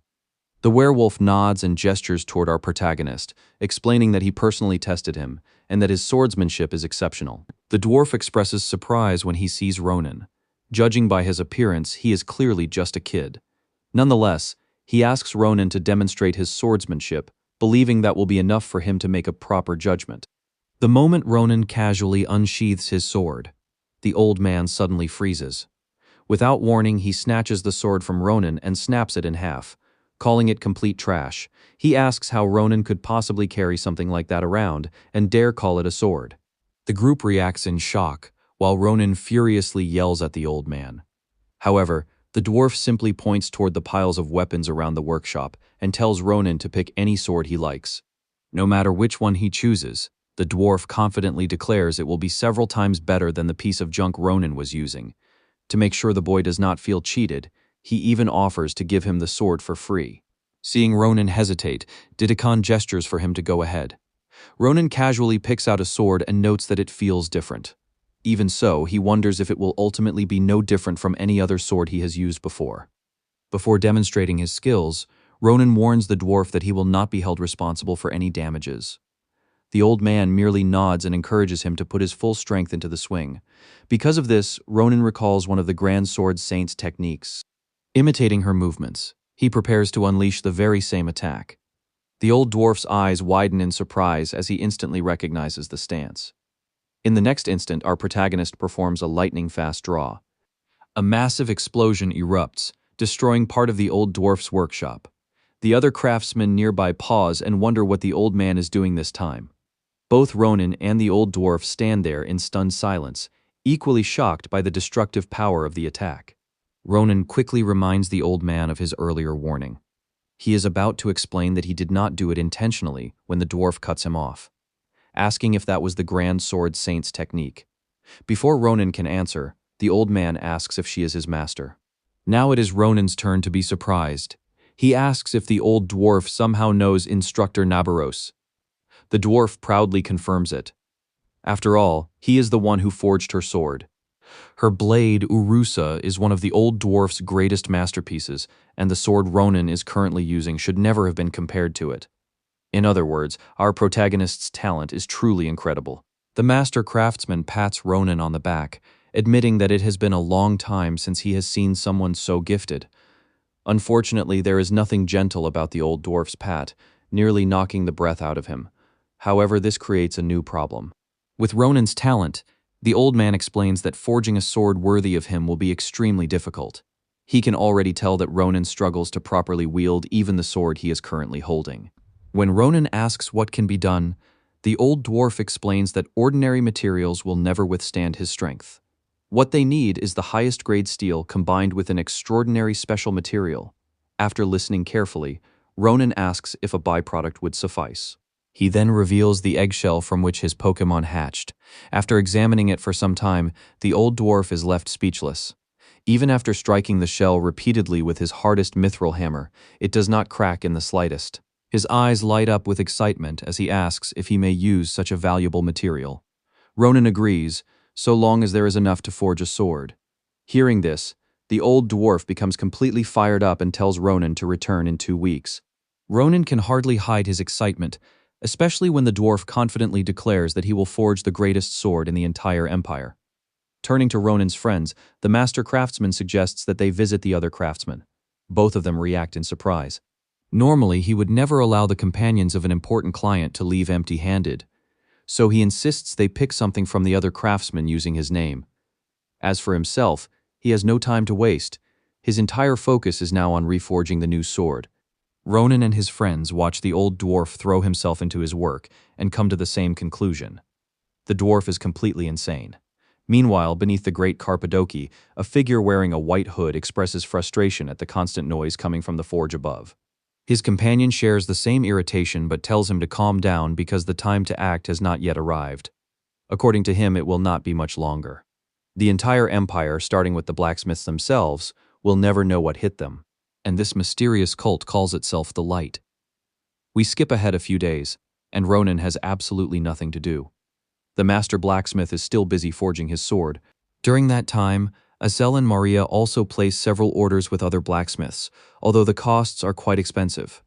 To Ronan, however, none of that matters, because the Grancia family is going to pay for everything. For now, all that remains is to wait for his sword to be completed. However, Ronan suddenly remembers something. Before long, he somehow finds his way to the exclusive training grounds. The Galilean building is a place reserved only for upperclassmen to train. Since he does not have a proper weapon yet, Ronan had first considered skipping his training with the Grand Sword Saint. For today, however, he has brought a temporary substitute.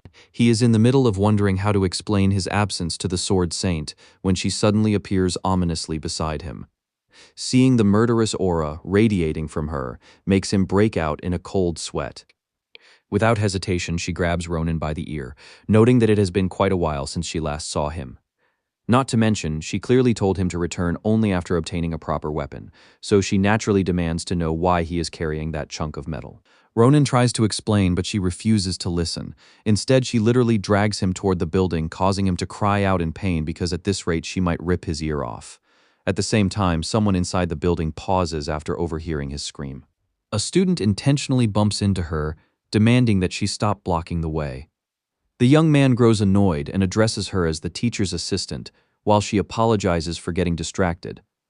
Regardless, the student walks away while venting his frustrations, and she quietly gathers the documents scattered across the floor. The scene shifts to the first sparring room.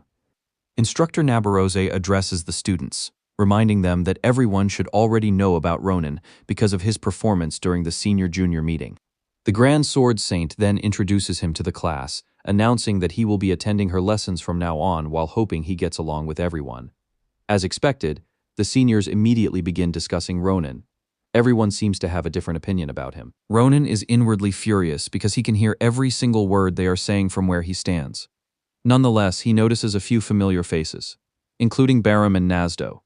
At the same time, it is obvious that some of the students are less than happy to see him. Just then, his thoughts are interrupted when the teacher's assistant enters the hall and apologizes for being late. She explains that something urgent came up, and Ronan instantly recognizes her voice. Noticing that she looks as though she has been chased, Instructor Nibiros tells her to catch her breath before pointing at Ronan and explaining that she missed his introduction. She apologizes and remarks that it is wonderful to finally meet him in person. Throughout her introduction, Ronan simply stares at her with wide eyes. The girl before him is none other than the future Grand Commander herself. In the future, she will be renowned for her incredible command skills and will become the first woman ever to rise to the rank of Grand Commander. Because of her calm demeanor and outstanding abilities, she earns the title of the Iron Lady. Those who serve under her always claim that iron runs through her veins instead of blood. At least that is what people say. Now Ronan is beginning to question it. He has never seen the Grand Commander wear such a cheerful expression before. From what he can tell, she does not seem to possess any memories of the regression, and that only leaves him confused. If the Grand Commander is not her original self, fulfilling her final wish could become extremely difficult. Not only that, but Ronan also notices one major problem. Suddenly, a student asks Adeshin to check his posture. Moments later, someone else complains about the towels she handed out. At this point, Ronan begins to wonder if she is more of a housekeeper than a teacher's assistant and questions whether this is truly her role. Just then, a young man suddenly appears behind Ronan and suggests a friendly spar. Caught completely off guard, Ronan hesitates, and the stranger quickly apologizes. He introduces himself as Cardan, a third-year student, explaining that he has heard a great deal about Ronan, especially after the senior-junior meeting. That is exactly why he wants a friendly duel. If the rumors are true, Cardan says, then he might be able to learn a thing or two from Ronan. With the request phrased that way, there is little reason to refuse.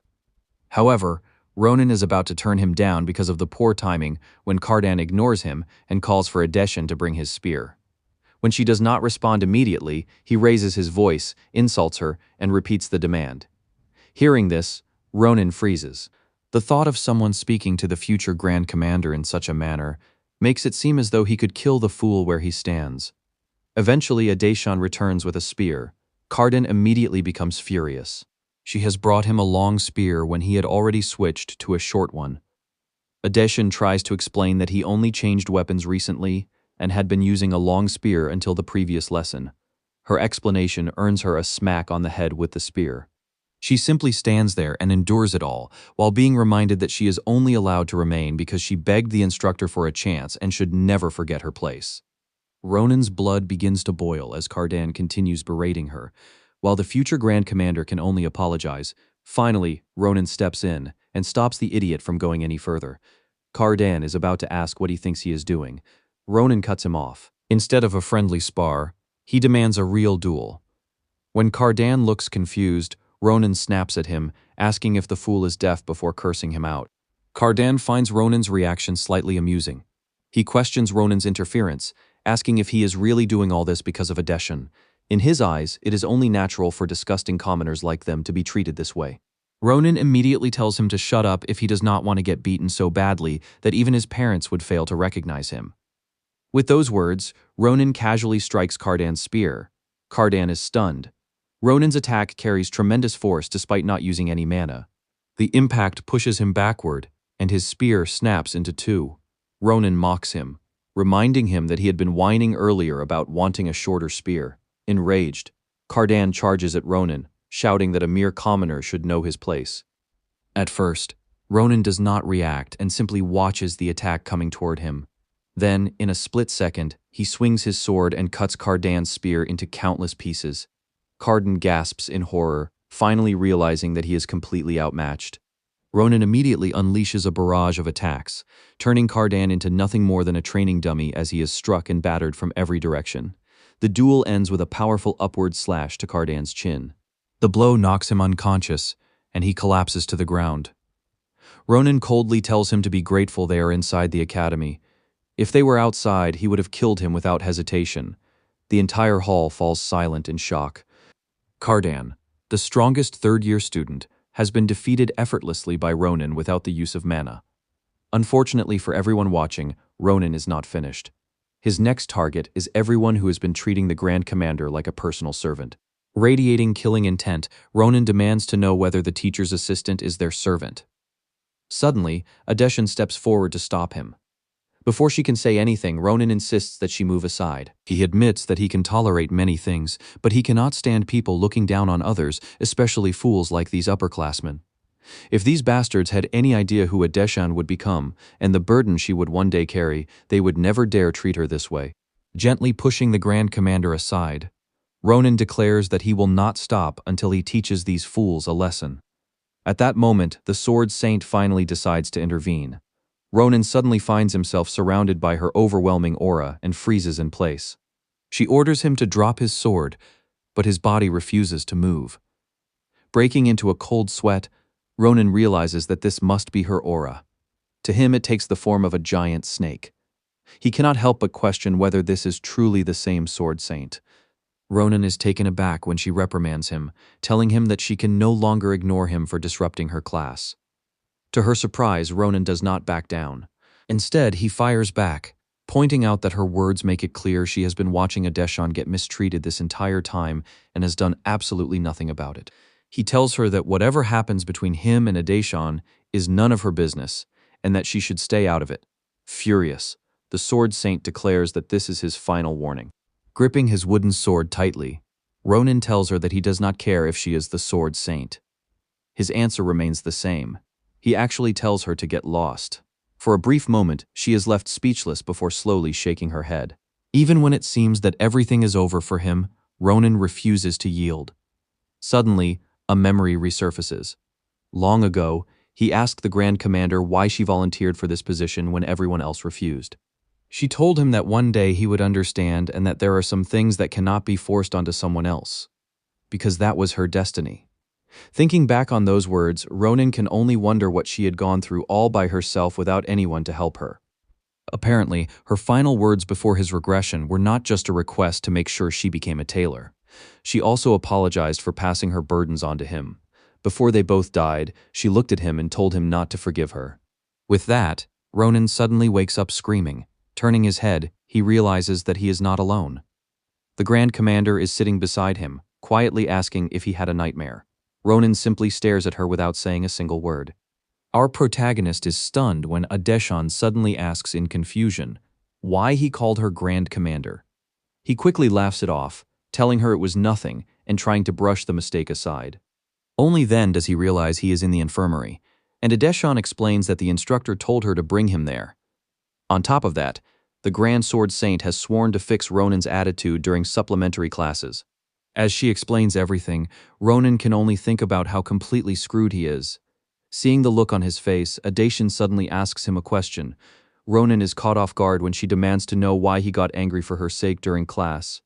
He immediately comes up with an excuse, but Adeshan can easily tell he is a terrible liar. Even so, she tells him that she doesn't want him to hate the rest of her classmates, including Cardan. Of course, Ronan is furious to hear that. He angrily wonders if she should really be saying that, considering the Sword Saint was watching the whole time and did absolutely nothing. Adeshan quietly listens as Ronan vents about how frustrating the whole situation must be for her. Unfortunately for Ronan, she explains that he has deeply misunderstood what happened. Apparently, the reason the Sword Saint ignored the bullying was because Adeshan personally requested that she do nothing. Seeing Ronan's confusion, she explains further. She didn't even meet the requirements to attend the Sword Saint's classes in the first place. Ronan is shocked when Adeshan reveals that she was held back a year and has only recently started learning to control mana. He finds that impossible to believe because, in his previous life, the Grand Commander was an aura user. Adeshan continues, explaining that this is exactly why she asked the Sword Saint to turn a blind eye to whatever happened to her during class. Furthermore, if the instructor is willing to accept her as an assistant, then it naturally means she has to shoulder certain responsibilities. Of course, she knows it won't be easy, but Adeshan believes it is nothing she can't handle. Even so, she thanks Ronan for helping her. She thought she had already grown used to this kind of treatment. However, today's encounter with Cardan hurt a little. Just like that, the room falls silent. Then Ronan suddenly speaks. When he asks if she is enduring all of this because she wants to become the Empire's Grand Commander, Adeshan reacts in surprise and asks how he knew. Although she admits she lacks what it takes and isn't proud to say it, a warm smile spreads across her face as she reveals that becoming the Empire's Grand Commander is her dream. Ronan is left somewhat speechless. She once again acknowledges her limitations, but refuses to give up. Looking down at her hand, she tells Ronan that she will work hard every single day. She is also confident in her talent for military science and strategy. Eventually, she insists that Ronan get some proper rest because she has to return to class. Before leaving, Ronan thanks her for looking after him. Her smile grows even brighter as she says she looks forward to seeing him in their next class. After she leaves, memories from before the regression begin replaying in Ronan's mind. The memories leave him deep in thought because he has no idea how he can help make her dream come true. A few days later, the scene shifts to the forge. Arriving at the entrance, Ronan and his friends find the place completely empty. After waiting for a while, Ronan starts getting annoyed, especially since the old dwarf personally told him to come because his sword was finished. Growing increasingly irritated, he begins swearing and complaining about the terrible customer service. Maria wonders why Ronan seems so sensitive, while Azel quietly suggests that perhaps something happened to him during class. The two are stunned when Ronan declares that he can't wait any longer and insists they head inside themselves. Naturally, Maria shouts that they absolutely can't do that, but Ronan simply brushes off the warning. Just like that, they step into the elevator, and Ronan finds the hidden button. As the platform begins descending, Azel is visibly anxious, but unfortunately, there is no stopping Ronan once he gets like this. The moment they reach the main forge, Ronan's eyes widen in shock. The forge is under attack. The group has no idea what is happening. Suddenly, Azel calls out to Ronan while pointing ahead. It turns out that several blacksmiths are being chased by rock giants. Now Ronan is even more confused by the sight. While Azel frantically wonders what they should do, Ronan effortlessly lifts Azel like he weighs nothing. Of course, nobody understands what is going through the protagonist's mind.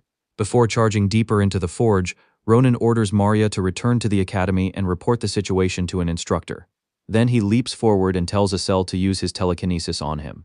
Meanwhile, the blacksmiths have been completely cornered. Just as they all think it is the end, Ronan suddenly appears and slices a giant clean in half. The blacksmiths stare in shock at his flawless entrance.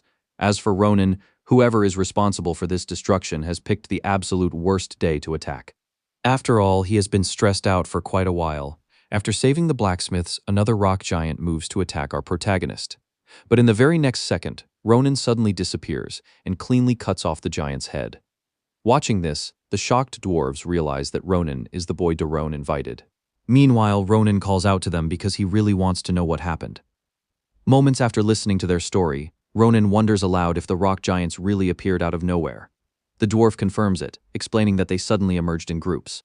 He saw some of them crawl out from underground before they began killing blacksmiths and destroying everything in sight. Furthermore, one of the giants took Doron along with several blacksmiths before disappearing back the way they came. Although Dedekin chased after them, the dwarf admits that the wolf isn't particularly skilled in combat. At this rate, the poor werewolf might die. Before doing anything else, Ronan asks if there are any more giants left. The dwarf points out that Ronan just killed the last one. Because of this, Ronan turns to Azel and gives him the task of finding and healing any injured blacksmiths with his Pokémon. Azel accepts the mission and asks what Ronan plans to do. Ronan simply studies the trail the giants left behind before stating the obvious. The scene shifts to Doron and Didikon. Doron thanks the wolf for stepping in to help while clutching Ronan's sword. Seeing the giants approaching, Didikon insists that the old dwarf run while he buys them some time. Doron is about to comment on Didikon's armor when the wolf immediately tells him to shut up because his words aren't helping. Instead of talking, Didikon suggests that the old dwarf swing the sword he is carrying as though his life depends on it. The dwarf quickly refuses. After all, this sword is his masterpiece. Didikon can't help but think the old dwarf can be obsessed with his work sometimes, but this is on a completely different level. During their argument, one of the giants manages to break through. It immediately raises its massive arms, ready to crush them both. When the dust settles, Didikon barely manages to block the attack, saving the old dwarf in the nick of time.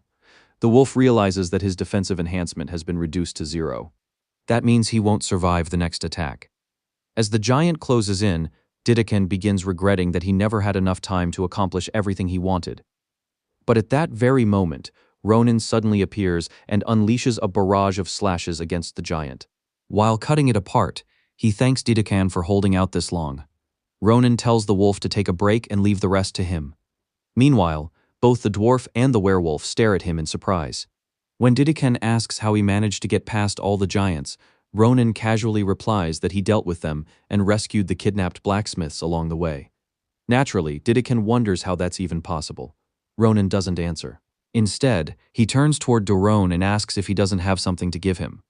The old dwarf immediately realizes Ronan is talking about the sword, the very masterpiece he mentioned in his letter. Doron apologizes and explains that he unfortunately wasn't able to complete the sword's hilt. Ronan simply thanks him.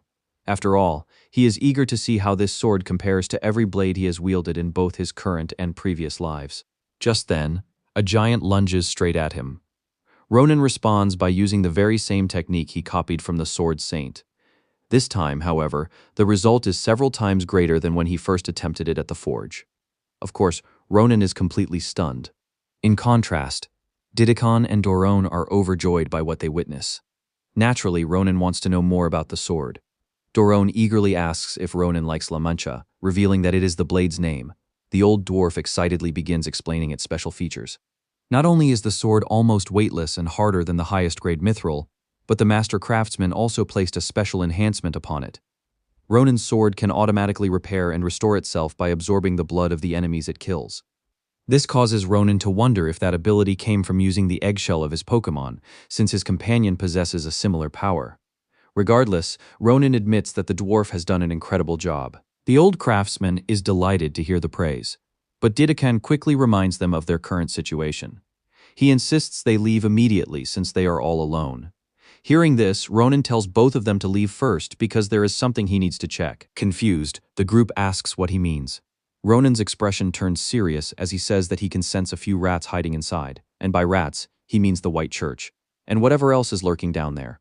We shift to a moment in the past, where Didakan is the first to express his confusion.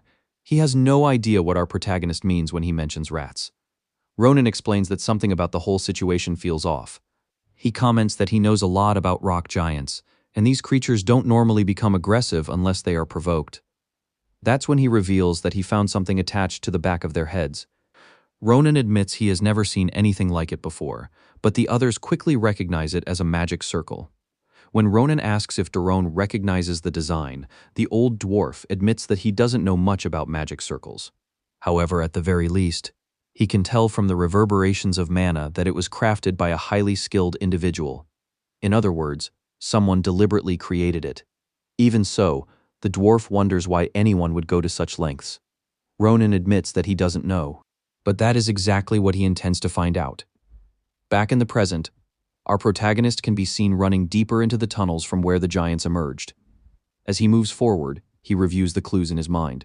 First, there were footprints mixed in with the giants' tracks, but they were nearly twice the size of a normal human's. Second, he discovered a defensive-type mana stone. In Ronan's mind, whoever orchestrated this attack planned everything carefully. In the middle of his thoughts, our protagonist overhears a frantic conversation. Piecing the clues together, he believes he has finally found the people responsible. However, what he sees leaves him stunned. Compared to the giants he fought earlier, this one looks like a fully matured version, while the others seem more like its offspring.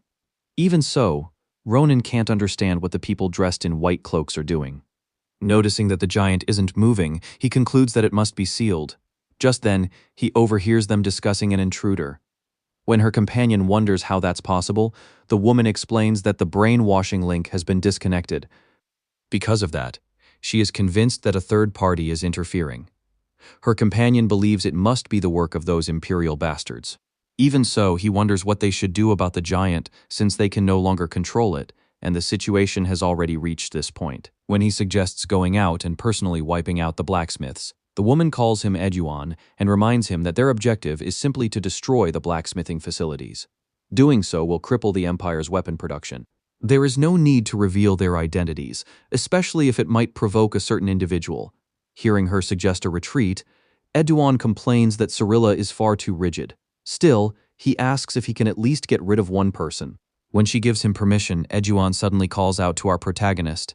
Ronan never expected that they would notice him. As it turns out, Eduan can sense the smith sulfur lingering on his weapon. He remarks that Ronan has been getting on his nerves before launching an attack. An explosion erupts instantly. As the dust settles, Eduan admits that he is surprised. Ronan actually managed to block the attack. Now, he can't help but grow curious about the young man's identity. Nevertheless, Eduan confidently declares that if the first attack didn't kill him, then the second one certainly will. Ronan watches carefully. For someone to materialize magic that quickly, he can only assume that Eduan is no ordinary opponent.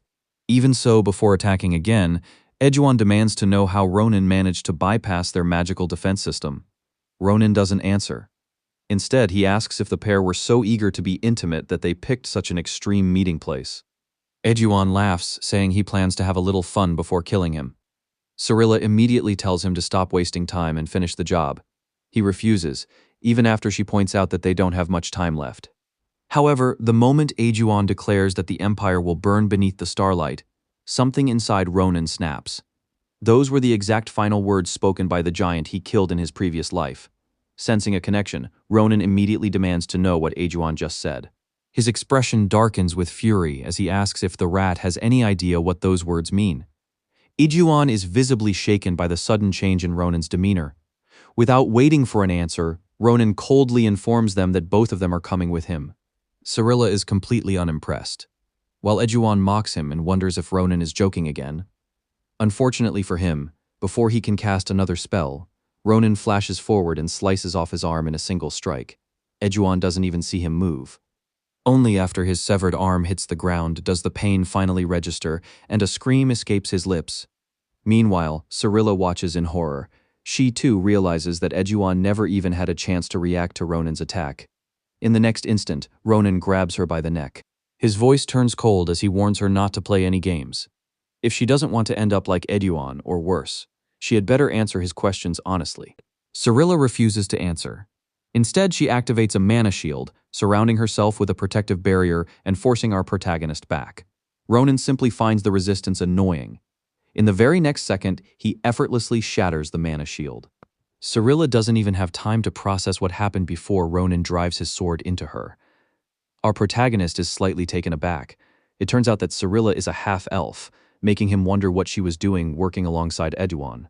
Speaking of Ejuan, a blast of fire magic suddenly races toward our protagonist.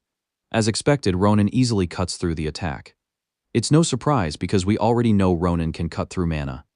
Ronin finds this strange because he had already severed Ejuan's arm earlier. Judging by Ejuan's current appearance, it seems the man isn't entirely human. Regardless, Ejuan furiously orders Ronin to get away from Cirilla.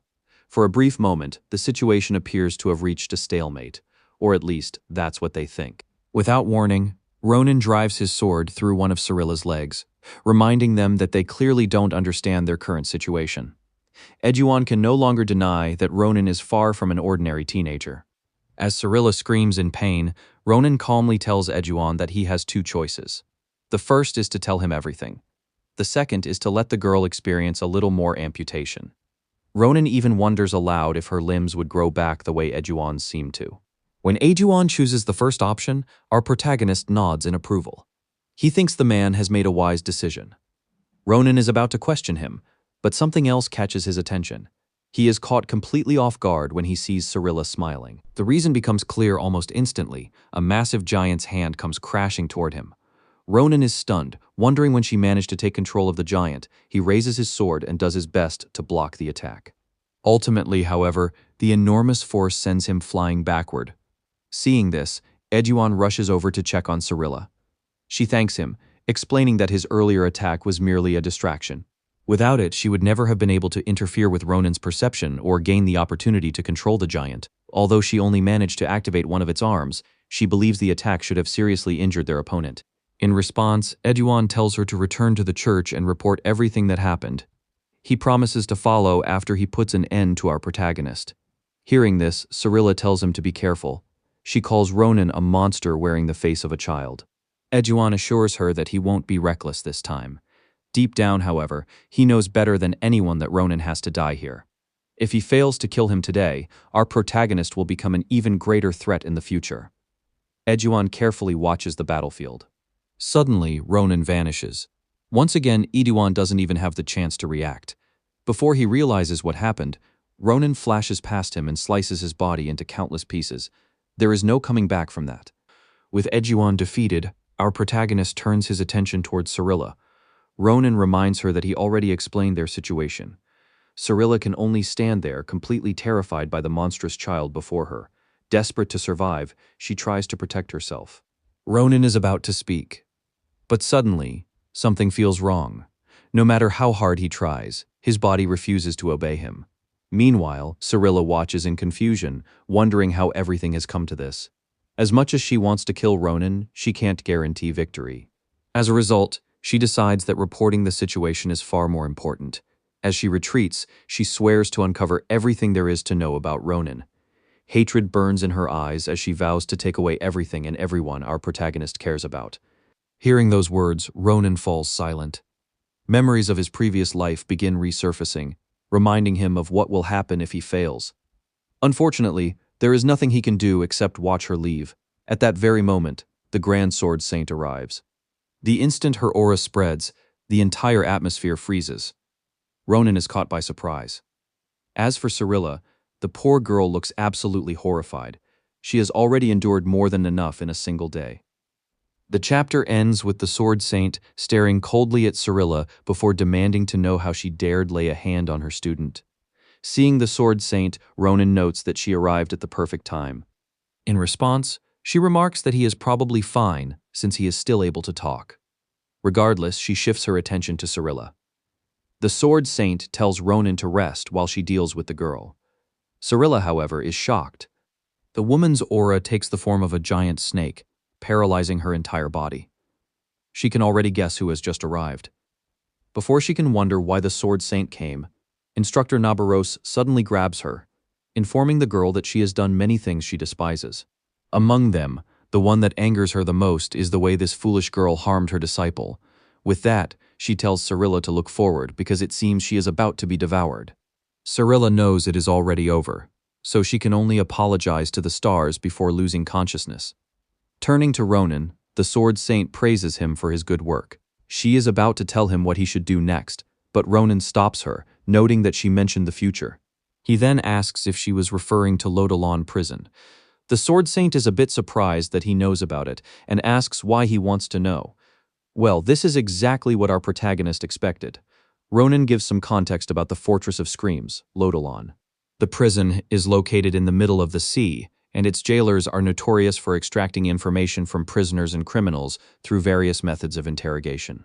Because of this, Instructor Nabarosi is caught off guard when our protagonist suggests that he personally wants to witness the interrogation process. She is about to tell him that the place is not meant for children, but Ronan sincerely begs because it is important to him. Of course, the woman is speechless. Anyway, the next scene takes us back to the forge. There, poor Azel is exhausted because they have finally managed to save everyone. Still, he feels concerned for Ronan since he entered alone and has yet to come out. As if on cue, Ronan walks in, remarking that he heard someone calling him. Of course, Maria and Azel are stunned to see him. Meanwhile, Ronan casually waves, saying that he heard what they did and praising them for their efforts. While Maria went to get backup, Azel handled the healing and rescued the buried blacksmiths. When Ronan asks if they were harmed, Maria furiously points out that they should be the ones asking him since our protagonist is covered in wounds. Azel insists that the little healer treat Ronan, but unfortunately, Sita is too exhausted. Seeing this, Ronan insists that he is fine and that there is no need to worry because there is something he wants to do. Watching the medics carry out both Eduon and Cirilla, our protagonist tells his friends that he will catch up with them later. A few hours later, at a secret rendezvous point for Lodolan's convoy, the location turns out to be the Grengno Forest Cliff. There, Ronan stands beside Instructor Nabaros as she informs him that their guests have arrived, and by guests she means Lodolan's escort. After landing on the cliff, the men step forward and one of them greets the Sword Saint, stating that they were called by the Empire to collect some criminals. Looking at the unconscious Eduon and Cirilla, the man asks if these are the criminals. The Sword Saint nods. The man listens as she explains that Eduon possesses a regenerative ability and that they should be aware of it during the interrogation. Hearing this, the man does not consider it a warning. Instead, he remarks that Eduon's ability simply makes him the perfect toy to have some fun with. At this point, it is hard not to feel sorry for the poor guy.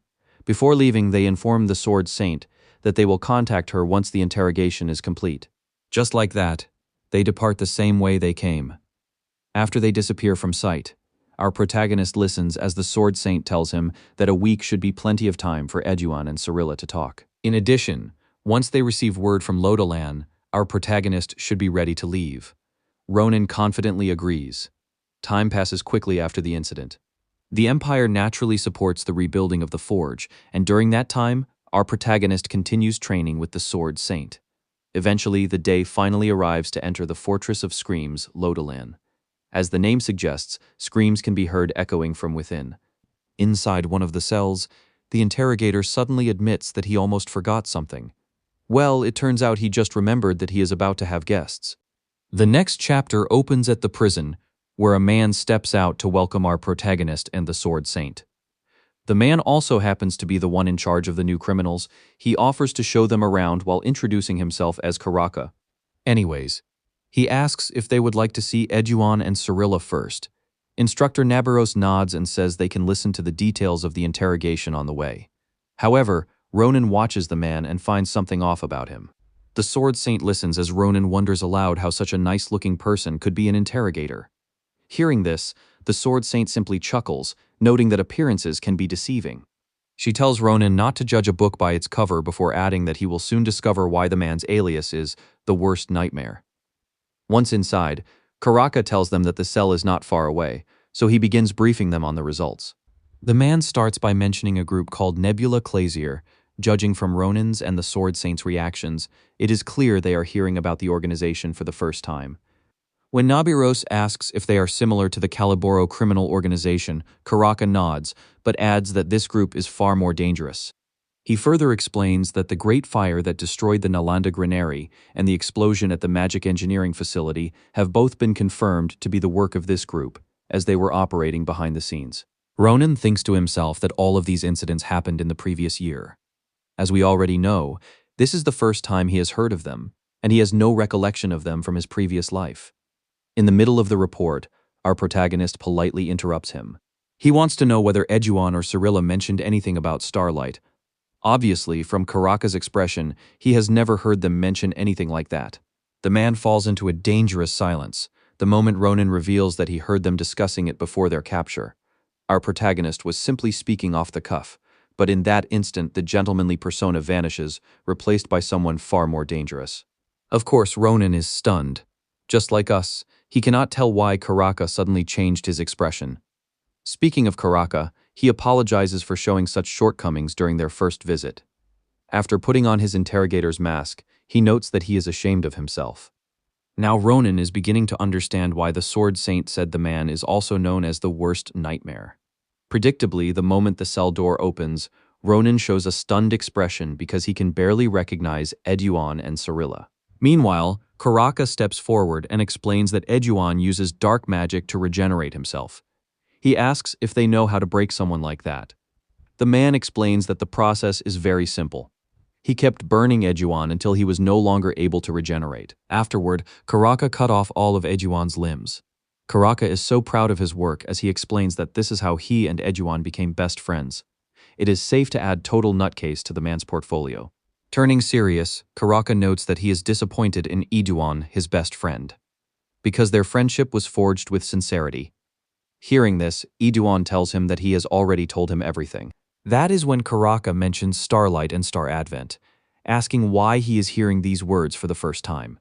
Seeing Eduan hesitate, Karaka points out that unfortunately Cirilla cannot regenerate, meaning she does not have the luxury of surviving another session. In other words, she will definitely die if Eduan does not talk. While Cirilla is begging to be killed, our protagonist thinks to himself that he has never seen such brutality, even as a common soldier. Still, with Eduan's condition, there is no way he would choose to hide anything. In our protagonist's mind, the identity of their group has already been exposed. Because of this, he suggests that the reason they are not talking is perhaps because they cannot say it. This catches Karaka's attention. The Sword Saint wonders what our protagonist is talking about, to which he explains that there is a specific method soldiers use to hide secrets. Ronan explains that, to prevent soldiers from revealing classified information, a forbidden curse is cast upon them. Karaka momentarily ponders our protagonist's logic. In the end, he feels ashamed for having forgotten something so obvious. With that, he leaves, informing the group that he will be back soon. A few minutes later, he returns with an egg-shaped creature. The horrible-looking thing is called the Cursed Eye. Karaka explains that it devours curses created through forbidden magic. He happily adds that for criminals who cannot speak because of a curse's influence, his little babies are perfect for the job. Now then, it is officially time to begin, and just like that, he places the Cursed Eye on Eduan's forehead. The eye immediately attaches itself to him like some kind of symbiote. Once it successfully becomes one with Eduan, Karaka begins to ask questions, and of course, he starts by asking about Star Advent. Eduan answers like a drone, programmed to tell the truth. He begins by describing the stars as eternal entities and says that they are only waiting for the Star Advent beyond the sky. As he keeps talking, Cirilla tries her best to tell Eduan to shut up. Ignoring her rant, Karaka tells Eduan that he does not understand and suggests that he explain it in simpler terms. When he asks if Eduan is trying to say that something is coming, Eduan opens his eyes and confirms that something will fall from the sky. He adds that they are the children of the stars. Hearing this, our protagonist understands completely because Eduan is referring to the giants Ahayut, who will arrive in 10 years' time. Because of this, our protagonist approaches Eduan. Apparently, he wants to confirm his suspicion. So, the moment he mentions the giant's Ahai Ute, Ajuan is naturally shocked and is about to ask how our protagonist knows about them. But at that instant, his head begins visibly swelling at an alarming rate. The moment Karaka sees this, he immediately pulls our protagonist back and raises a mana shield, and just like that, Iduan explodes. Once everything settles, Karaka admits that he did not expect this. To think things would end up like this despite the cursed eye absorbing the curse. Ronan wants to know what happened, and Karaka labels it as a rare occurrence. Still, he explains that Aduan's curse might have consisted of two parts. The first part prevented him from revealing anything about Star Advent to anyone who was not a member of their group. As for the second part, if he mentioned anything related to Star Advent, he would die in an explosion. That aside, Karaka wants to know how Ronan came across the term Ahayut. Normally, this is something only members of Nebula Clésir would know. So Karaka wonders aloud how Ronan knows something so confidential. Seeing that Karaka is demanding a proper explanation, our protagonist calmly explains how he came across the term. Not to mention, he was the one who discovered Eduan and Cirilla in the first place. Our protagonist's logic and explanation check out. Karaka thinks to himself that although Ronan claims he came across it by coincidence, he can tell that he is hiding something. But from the look in his eyes, he can also tell that it is not something against the Empire. Rather, it feels more like intense anger and hatred toward those things. Just then, the Sword Saint, who has remained silent the entire time, places her sword close to Karaka's neck and asks what he is doing, or whether he truly has the nerve to suspect one of her disciples. The man quickly explains that he was only curious and wanted to double-check. After all, it is his job. Nonetheless, he apologizes to our protagonist. Meanwhile, Ronan is simply relieved to have cleared up the misunderstanding. Anyways, Karaka thinks it is a shame that he lost a cursed eye during the interrogation. When he casually mentions that they are more difficult to kill than fantastical beasts, our protagonist naturally expresses shock. Karaka was about to ask whether Ronan wanted to touch one of his babies, but he suddenly freezes as he notices something unusual about the eye. This could only mean that it had absorbed a curse. Since it never got close to Cirilla, he naturally assumes the curse belongs to our protagonist. To confirm his suspicion, he excuses himself. Before Ronan can react, Karaka places the eye in his hand. Predictably, the eye begins absorbing the curse. Eventually, it explodes. While Ronan wonders why it exploded and feels disgusted by the whole experience, Karaka cannot hide his surprise. Even a cursed eye could not handle it. Nonetheless, he tells our protagonist to listen closely and not to be shocked. Ronan is surprised when Karaka reveals that he has been cursed. Naturally, Ronan wonders where this is coming from. Karaka does not answer directly. Instead, he asks whether Ronan has noticed any restrictions. He begins listing examples involving physical actions and interactions with objects. In Ronan's mind, however, we can tell that this must be the reason he cannot use or sense mana. From his expression, both the Sword Saint and Karaka arrive at the same conclusion. Even if Ronan does not want to explain, Karaka points out that judging by the power of the curse, it contains an overwhelming amount of ill intent. The fact that our protagonist is still so strong despite being heavily nerfed makes the situation even more shocking. The next scene takes us outside the prison. They thank Karaka for his hard work, and the man promises to report back to them once he has extracted more information from Cirilla. Hearing this, Saint Nebaros admits that she is looking forward to the report. The entire time, Karaka can tell that Ronan has been preoccupied ever since learning that he was cursed. So when he asks whether he has a lot on his mind, our protagonist nods and explains the obvious. Karaka notes that it is only natural for him to react this way. However, Ronan does not understand what Karaka means when he reminds him that he is an academy student. With that, Karaka explains properly. Apparently, the academy is home to the mage who knows the most about curses on the entire continent. And the person he is referring to is Professor Maya Sekret. On the way back, Ronan feels his hand itching to the point that the Sword Saint notices it. Apparently, this has something to do with the area where he came into contact with the cursed eye. Hearing her student's concern, the Sword Saint assures him that there is nothing wrong, and that this is a common side effect of a curse gradually weakening. Still, Saint Nabaros wants to know if Ronan has any idea who might have placed the curse on him. Ronan replies that he has no clue. She listens, as Ronan explains that he has lived his life like a saint, so naturally he has no idea who would curse him. She clearly doesn't believe him, but ultimately decides not to voice her thoughts. She is caught slightly off guard when Ronan thanks her for what she did at Lodolan. He thinks that if she hadn't intervened in time, Karaka might have interrogated him, and at that point, he would have been forced to confess to a crime he didn't commit. Hearing this, she sighs before telling Ronan that there is no need to thank her. After all, she was simply doing her job as an instructor. This causes Ronan to think that she is not only skilled, but also a genuinely good person the more time he spends with her. However, he finds something strange. In his previous life, he never heard of or saw her. This makes him wonder if the Nebula Clazier did something to her. Since he has no answer, he decides to investigate later. The next scene takes us to the following day. Ronan is taken to a training ground reserved exclusively for mage students. He arrives at Pillar Park within the Sherry Forest.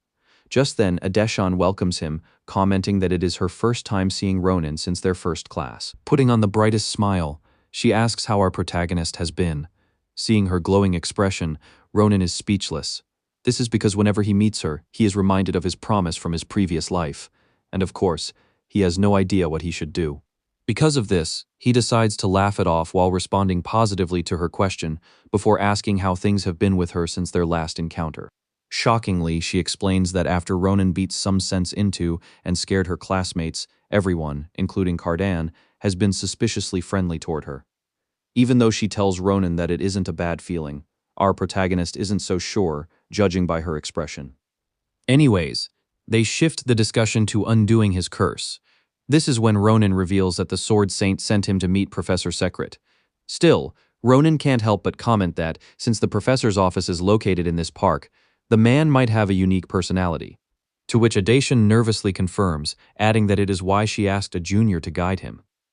Adeshan is wondering why the junior hasn't shown up when she suddenly appears and immediately rushes to hug her. Meanwhile, Ronan is absolutely stunned as he watches their interaction. Who could have imagined that Elizabeth, who was yapping about wolves and sheep in the earlier chapter, would have such a bright expression? After learning that Adeshan isn't the one who wants to see the professor, Elizabeth naturally shifts her gaze to Ronan. Of course, she becomes shocked when she realizes it is our protagonist. On top of that, he has just seen a completely different side of her.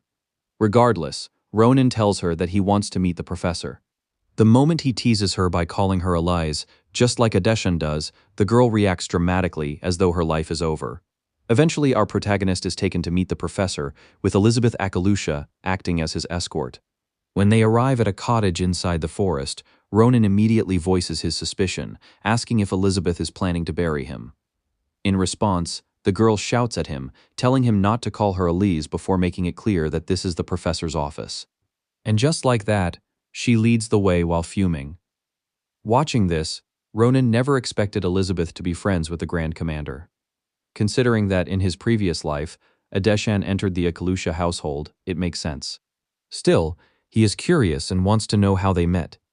Anyways, Elizabeth takes him inside the cottage.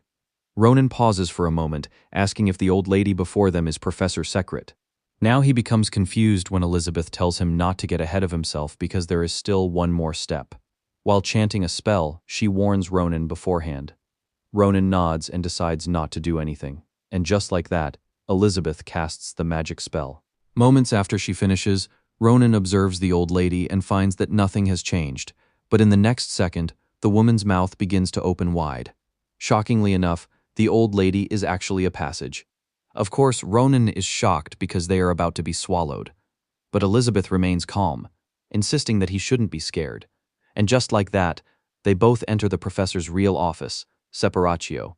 Seeing this, Ronan comments on their unusual entrance. He is in the middle of calling the professor a weirdo when the man suddenly appears behind them, asking if Ronan is the student sent by the Sword Saint. Ronan is caught completely by surprise. Appearing in front of him, the man remarks that, just as the Sword Saint said, he can sense something determined within Ronan. What's even more shocking is that, despite his youthful appearance, the professor is actually 83 years old. As if reading Ronan's thoughts, Professor Secret tells him not to be surprised. Even so, Ronan can hardly believe what he hears after the professor explains that under certain circumstances, his body takes this form despite the fact that he is still 80 years old. Nonetheless, Professor Secret suggests discussing his unusual condition another time. Snapping his fingers, he says that what matters most right now is helping Ronan. Ronan is confused by what he is seeing. Meanwhile, Professor Sekret wears a thoughtful expression as he explains that the strange sights before them are the curses tangled around Ronan's body. The professor did not expect there to be so many. On top of that, they originate from ancient magic, making them incredibly dangerous. This immediately makes Ronan panic. He wonders if this means the professor cannot help him. Professor Sekret simply tells him not to worry, explaining that the curses and their origins are merely beyond his expectations. He assures Ronan that he came prepared. With that, he begins giving the young man instructions. Apparently, he intends to materialize one of the curses within Ronan's body inside his mind realm. Once it appears, all Ronan has to do is slash it a single time. Ronan, however, remains confused. He cannot fully comprehend what Professor Sekret means by cutting the source of the curse. Seeing his reaction, the professor assures him that the moment he lays eyes on it, he will instinctively know what the source of the curse is. With that, he touches Ronan's forehead and tells him to have a safe trip. Just like that, Ronan is transported into his mind realm. To his surprise, what greets him is his own house. As he tries to piece everything together, a figure suddenly rushes past him. To Ronan's shock, that person turns out to be his older sister, only much younger. Inside the house, he watches her talking to his younger self. Turning to their mother, Errol asks why Ronan keeps sleeping, wondering if that means he is sick. Their mother simply chuckles. She explains that Ronan is only a baby and needs plenty of sleep to grow. She even adds that Errol was exactly the same when she was little. Meanwhile, Ronan continues observing their interactions. It is obviously his home. More specifically, it is the day he was born. Even more shocking, he realizes that the baby lying in the crib is actually him. Ronan can hardly believe he once looked like that. Considering his personality, he always thought he would have been a troublesome child. Still, if this truly is the past, he cannot understand why he has no memory of any of it. At that moment, someone enters the house. Ronan is confused because he cannot move. He has no recollection of the person who just walked in. However, judging by the way both his mother and sister react, it is clear that the figure is close enough to be considered family. Ronan continues watching as the man asks about him. His mother naturally assumes that he simply wants to see the baby. But in the very next instant, the man casts some kind of magic and puts her to sleep. Watching this unfold, Ronan has no idea what is happening. The stranger then turns to Errol and puts her to sleep as well. Of course, Ronan has always been ready to kill anyone who dares threaten his sister. He is about to demand the bastard's identity, only to realize that the man is carrying the very curse that had once been tangled around his body. In other words, this man is the source of the curse. He is the one Ronan has to cut down. Meanwhile, back in Professor Sekret's office, the old man expresses his surprise. Although he had been fully prepared, he had already burned through almost all of his mana. Ronan's curse is truly unbelievable.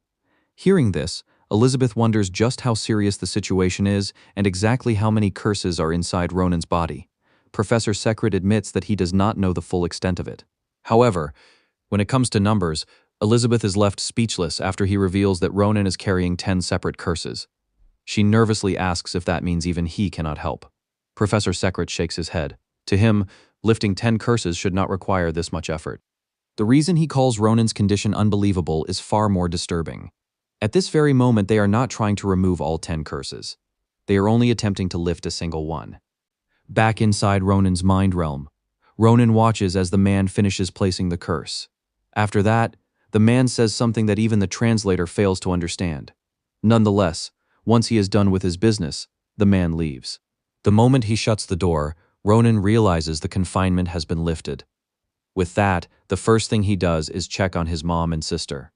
But at that moment, he realizes how foolish he is, considering this is only some kind of memory within his mind realm and isn't actually real. With that realization, Ronan materializes his sword, thinking that now is the time to kill the bastard. And just like that, Ronan blasts through the door. He is a bit surprised because the man is actually waiting for him. Ronan wonders if this means the man wants something from him. The man doesn't respond. Still, Ronan becomes furious that the man laid hands on his family, and because of the confinement, he could only watch. Ronan charges forward with rage in his eyes, swearing to kill the bastard. The moment Ronan gets close, the man immediately materializes a sword and blocks his attack. Ronan, on the other hand, is surprised. The fight continues, and Ronan can't believe that a curse knows how to use a sword. Worse, he is being overpowered and pushed back by the curse. Just then, the curse spots a perfect opening and immediately delivers a slash to our protagonist. Ronan instantly drops to one knee and can only curse inwardly. He can't believe that his sword can't even reach the curse. When the curse shows no intention of continuing the fight, Ronan becomes furious. He shouts that he isn't done yet, finally getting the curse's attention. He wants to know why the man did what he did. Judging from both his mom's and sister's expressions, Ronan can tell that the man was close to the family.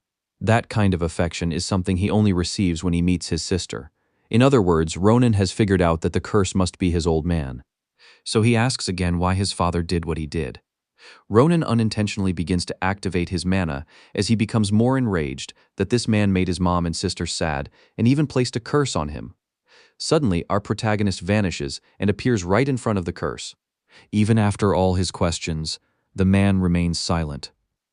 Ronan asks if he really can call himself their father. Seeing Ronan's sword strike, the curse doesn't resist. Instead, it closes its eyes, and just like that, its head is cleanly severed. Meanwhile, Ronan drives his sword into the man's head, noting that it doesn't matter whether the man answers or not, because he will definitely find the truth himself. Before leaving, he tells the curse to get out of his body, and at that moment, Ronan finally wakes up. He looks around and realizes he is back in Professor Circuit's office. Professor Circuit calls out to Ronan, commenting that he is finally awake and asking how he feels. Meanwhile, Ronan expresses shock at seeing the professor. This is because Professor Circuit has become an old man. The professor is a bit surprised that Ronan recognizes him, noting that he has good senses. Meanwhile, our protagonist is still shocked and wonders aloud if the professor's age has suddenly caught up to him. Professor Circuit tells him not to worry about that. More importantly, he wants to know how Ronan feels. To be honest, Ronan admits that from the moment they met, he already knew the professor wasn't normal.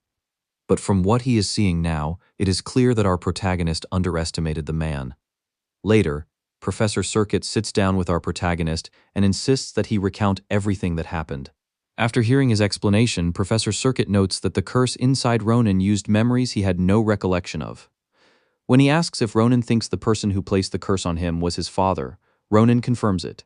Hearing this, the professor expresses confusion. How can our protagonist recognize his father when he doesn't remember him? So Ronan explains that he could tell from everything he saw. Not to mention, the man messed with his family. At the time, Ronan admits that he felt something strange, an emotion that wasn't his own. Perhaps he thinks that is why he became so riled up.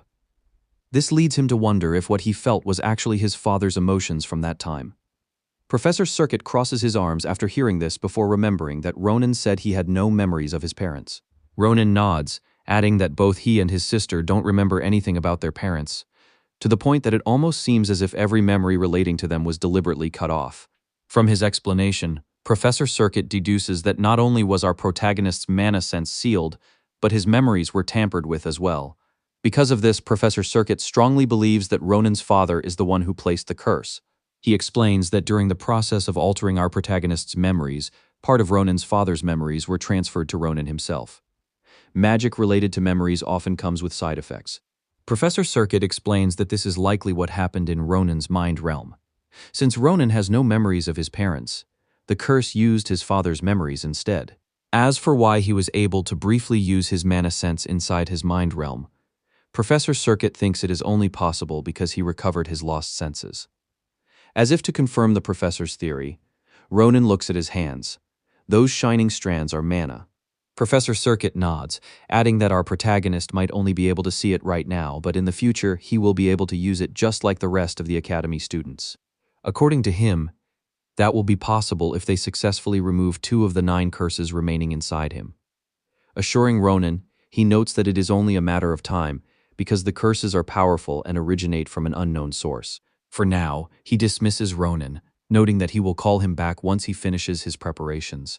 Midway through the explanation, however, Ronan is stunned. This is because Professor Circuit suddenly becomes young again.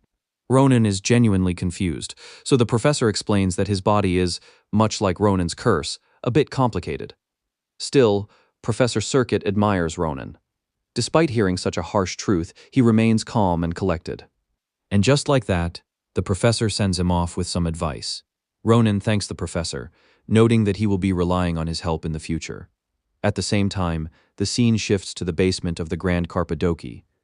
A man stares at the giant, noting that it is far bigger than he expected after reading the reports. In the middle of his contemplation, someone enters. The man realizes that the newcomer is Dolan. He asks about the recovery efforts. Dolan informs him that everything is going smoothly and that the forge should be operational again within a week. As for the man's other orders, considering the reports they received, Dolan notes that it was impossible to find any additional records at the forge.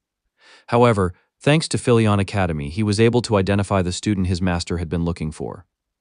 The man standing before Dolan is none other than the Duke of the Grancia family, Joseph de Grancia. Sir Joseph agrees to meet our protagonist, but at that moment, the giant suddenly wakes up. Seeing this, Dolan immediately apologizes to his lord before asking if they should leave, as the giant raises its fist and prepares to crush them. Dolan is more than ready to act. However, Sir Joseph stops him. Sensing the incoming attack, the man turns toward the giant, noting that he isn't in a hurry. With a single strike, he immediately severs one of the giant's hands. The next strike lands on the giant's neck. And just like that, the giant receives several more slashes across its body. After killing the giant, Sir Joseph tells Dolan that it is time to leave. And just like that, the Duke walks away while aura farming. Of course, he also wants to meet our protagonist, the hero of Filion. The very next morning, inside our protagonist's dormitory, Ronan is awakened by the sound of someone knocking on the door. Seeing Dolan standing outside, Ronan asks who the guy is, noting that peddlers are not allowed inside. Dolan is obviously annoyed and immediately calls Ronan a rude kid, before asking if he even knows who he is talking to. Hearing this, Ronan can only think that only nobles can act this way. Aside from Dolan's behavior, Ronan finds something strange. This is because Dolan's mana is unusually dark, to the point that it feels unnatural. In addition, there is something mixed within his mana that sparkles, making it feel strangely familiar. At that moment, the Duke interrupts them, noting that both he and Dolan are in the wrong for coming to our protagonist's room without notice. Ronan is stunned the moment Dolan addresses Sir Joseph as Duke. The man apologizes on behalf of his knight, before asking if Ronan could spare some of his time. The next scene takes us inside Ronan's room. Once seated, the Duke reveals that he actually came for 3 reasons. First, he presents Ronan with the sheath for his sword. Apparently, it was completed the previous day when the Duke visited the forge. Still, Ronan wonders why the man brought it personally. Ronan listens as the Duke explains that the master craftsman personally insisted that he do so. Besides that, he came to personally express his gratitude. The Grancia family and the Grand Carpadoki have shared a long-standing relationship. His own sword, Pale Road, was created by the master craftsman. So, as a token of appreciation for saving the Grand Carpadoki, the Duke offers Ronan something extremely valuable. This time, Ronan is given a Grancia family medallion, one that bears the patriarch's seal. This is far more valuable than the proof of identification Schlieffen gave him. In addition, Maria and Isel, who assisted Ronan, will each receive one as well for their contributions in saving the forge. When the Duke says he hopes the kids will like it, Ronan can practically imagine them worshipping the Duke and thanking him endlessly. With that done, the Duke shifts to the third and final matter, which is the reason he came personally. He wants Ronan to tell him about the people responsible for the incident. Judging from the man's expression, he deliberately left this important topic for last. His aura unintentionally leaks out, and Ronan can't believe that this is the head of the Grancia family. Ronan doesn't know how much the Duke already knows.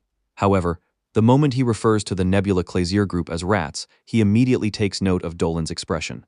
Midway through his explanation, Ronan also notices a change in the man's mana. Dolan never reacted until now, making our protagonist realize that it is because he mentioned the Nebula Clazier. In addition, the feeling he gets from Dolan is exactly the same as when he faced Eduon and his companion. In other words, there is a connection between Dolan and the Nebula Clazier. Just then, Ronan is pulled out of his thoughts by the Duke's words. The man wants to know why Ronan suddenly stopped talking. Because of this, Ronan realizes from the Duke's expression that he cannot sense whatever Dolan is emitting. Even more jaw-dropping is the fact that the Duke is one of the strongest people on the continent, yet he still can't sense Dolan's strange mana. In other words, only Ronan can see what is happening.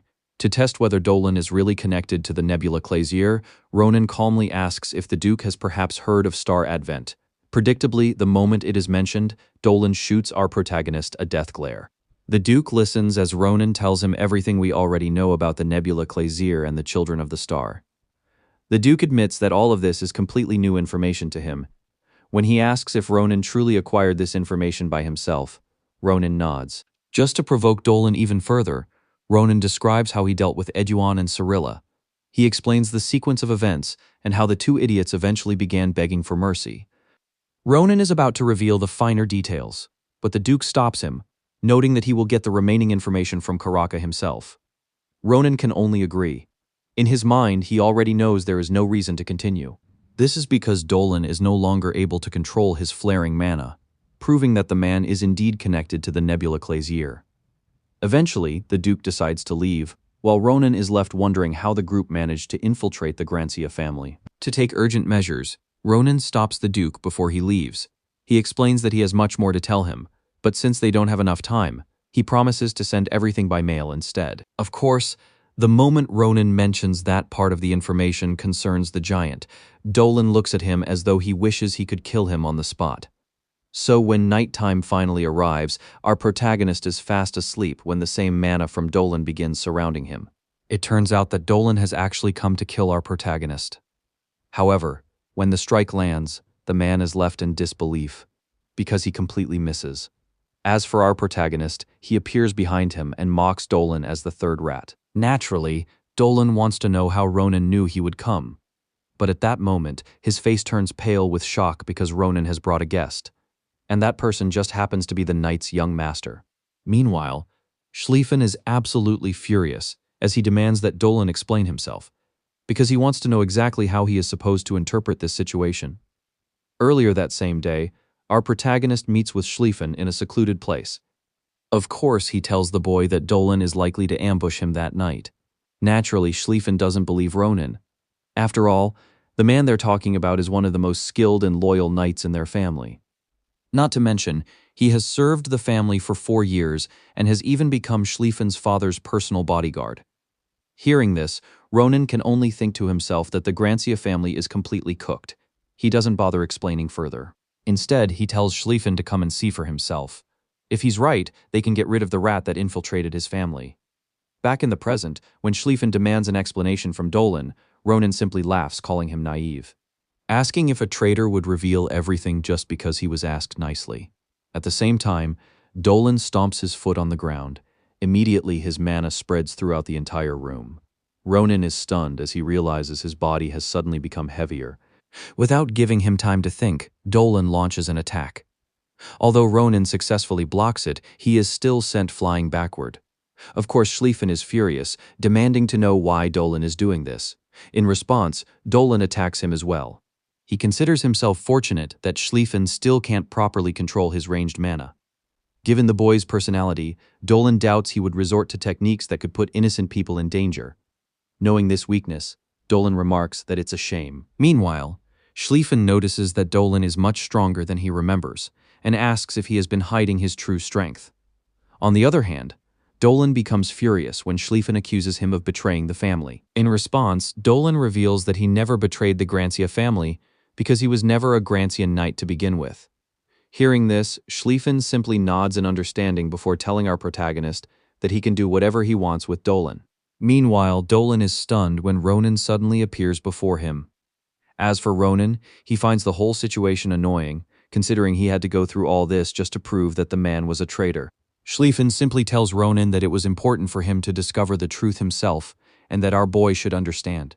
And just like that, he pushes Ronan aside and charges at Dolan with full force, declaring that this will be the extermination of the rats within the Grancia family. With a single clash, Dolan is forced backward by Schlieffen's attack. He realizes in shock that Schlieffen has grown much stronger and briefly wonders if the boy had also been hiding his true abilities. However, he quickly dismisses the thought.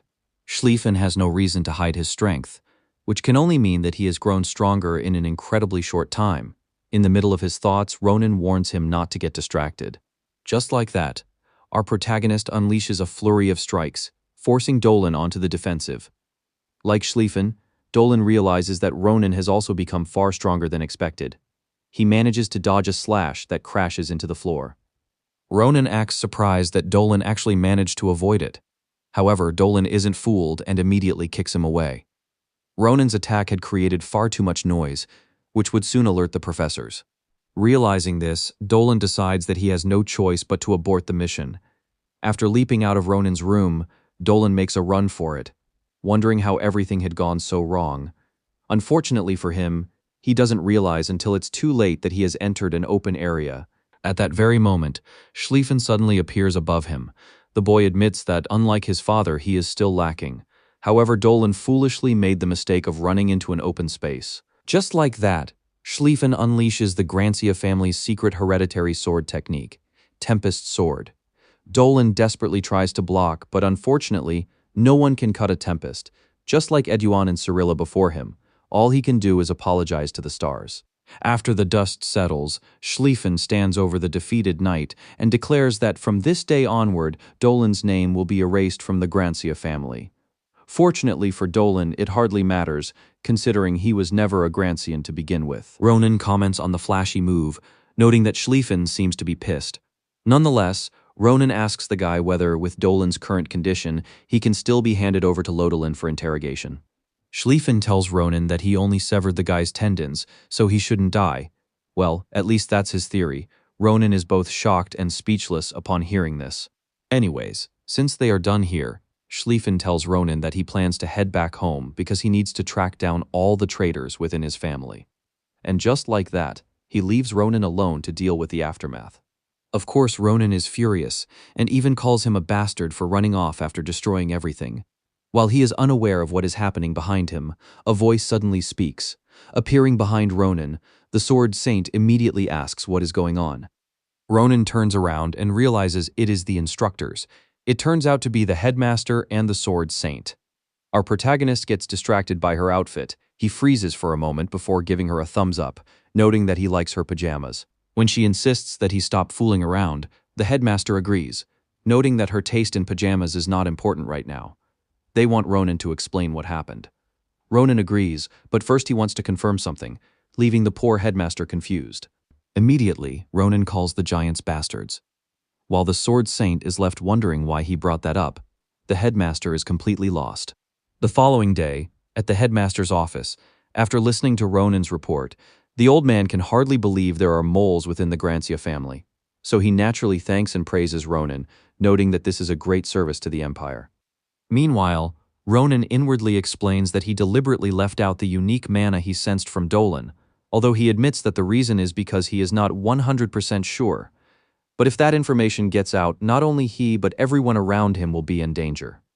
The headmaster assures Ronan that the incident involving the assassination attempt against him will be investigated on a large scale, with the Grancia family at the center of the investigation. The Empire is constantly indebted to Ronan. First, he saved the blacksmiths, and now this. Hearing the headmaster decide to grant him whatever he wishes, Ronan immediately grows excited because there is something he wants the headmaster to approve. Before we find out what it is, the next scene takes us to the following day at the Academy's Grand Plaza. Ronan stands before a notice board while drawing the attention of all the students. It turns out that Ronan has created his own club, and his club is called the Special Adventure Club, with no gender or any other restrictions. Ronan interrupts a student just before he can ask about the club. The Special Adventure Club is an extracurricular activity club. Unlike other clubs, this one focuses mainly on combat and adventure, aiming to nurture students into talented individuals who will contribute to the Empire. In simple terms, it is a club designed to help students gain real-world experience through adventures and eventually grow stronger. With that, Ronan announces that those interested in applying should come to the Galelian during the first hour at the scheduled time. Meanwhile, throughout the entire speech, a cloaked figure observes our protagonist from a distance. We skip ahead a few days to the Galilian building. Ronan is questioning what he did wrong. He asks the group how, after all his efforts and promotion, no one has shown up until the very last day. Marya simply asks if he really doesn't know the answer. She begins explaining how Ronan was beating down applicants even though he clearly stated that it was supposed to be a test of their abilities. And for those who managed to pass the first test, Ronan used a suspicious phrase. He literally asked if the students were ready to sacrifice their lives for the club. Azel chimes in, mentioning the ongoing rumors. Ronan finds it ridiculous that people are saying that, to join his club, someone needs to have at least 10 lives. Ronan simply dismisses them because in reality, he was only looking for people who showed promise. It turns out he had just dueled Braum. Although Ronan told him he already qualified to join without taking the test, the guy still wanted to fight. Anyways, the big guy thanks Ronan. Hearing this, our protagonist warns him in advance that the club's activities are going to be exhausting. Braum doesn't care. As long as it helps him grow stronger, he is all in. With that, Ronan suggests that his friends and Braum head back first before they officially begin. This makes Azel ask him what he plans to do while they are gone. Ronan decides to stay behind. Perhaps someone talented might still come to register. But after waiting until evening, Ronan regrets staying because not a single soul shows up. When Adeshan suggests leaving, Ronan agrees and thanks her for sticking around for so long, considering she has duties as Saint Nabairos' assistant. She agrees but thinks it is a shame because, if it were not for her current role, she would have loved to join Ronan's club. Hearing this, Ronan thinks to himself that he cannot bring himself to do it. He cannot simply tell her to give up on her dream. So what he needs to do is make her naturally abandon it on her own. Just as he is thinking about her, the same hooded figure from the plaza suddenly appears. The person asks if Ronan and Adeshan are still here. Ronan looks at the figure for a moment before asking if they came for an interview to join the club. Unfortunately, that is not the case. Naturally, Ronan is confused and even wonders if the person is lost. Taking off her hood, the person reveals herself to be a girl. She then asks if Ronan will let her touch it if she agrees to join the group. At first, Ronan is genuinely confused when she mentions touching it. Just like us, he wonders how she can be so shameless and suggests something so perverted. Ronan only breathes a sigh of relief when she points out that she is referring to his Pokémon. Hearing this, Ronan notes that he misunderstood the situation, so he tells her that she can definitely touch Sita as much as she wants if she joins the club. In Ronan's mind, however, the girl before him is strange. It turns out he didn't sense her presence until she got close enough. In Ronan's opinion, the girl is definitely not a normal student. According to him, she is the real deal.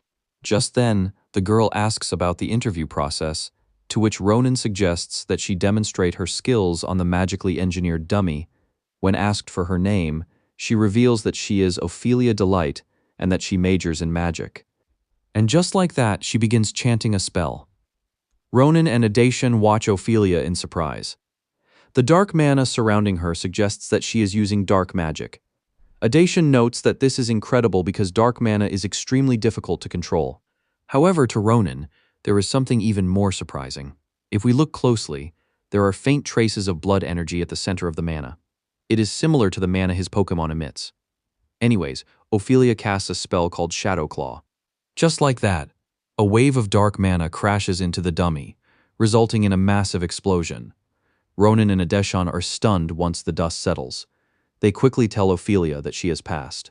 In addition, there is no need for a duel because her skills already speak for themselves. Anyways, Ronan is about to ask her about the red blood energy when Ophelia suddenly begins communicating with him through telepathy. She notes that it is exactly as he suspects and suggests that they go somewhere else to talk because it would be troublesome if Adeshan discovered her identity.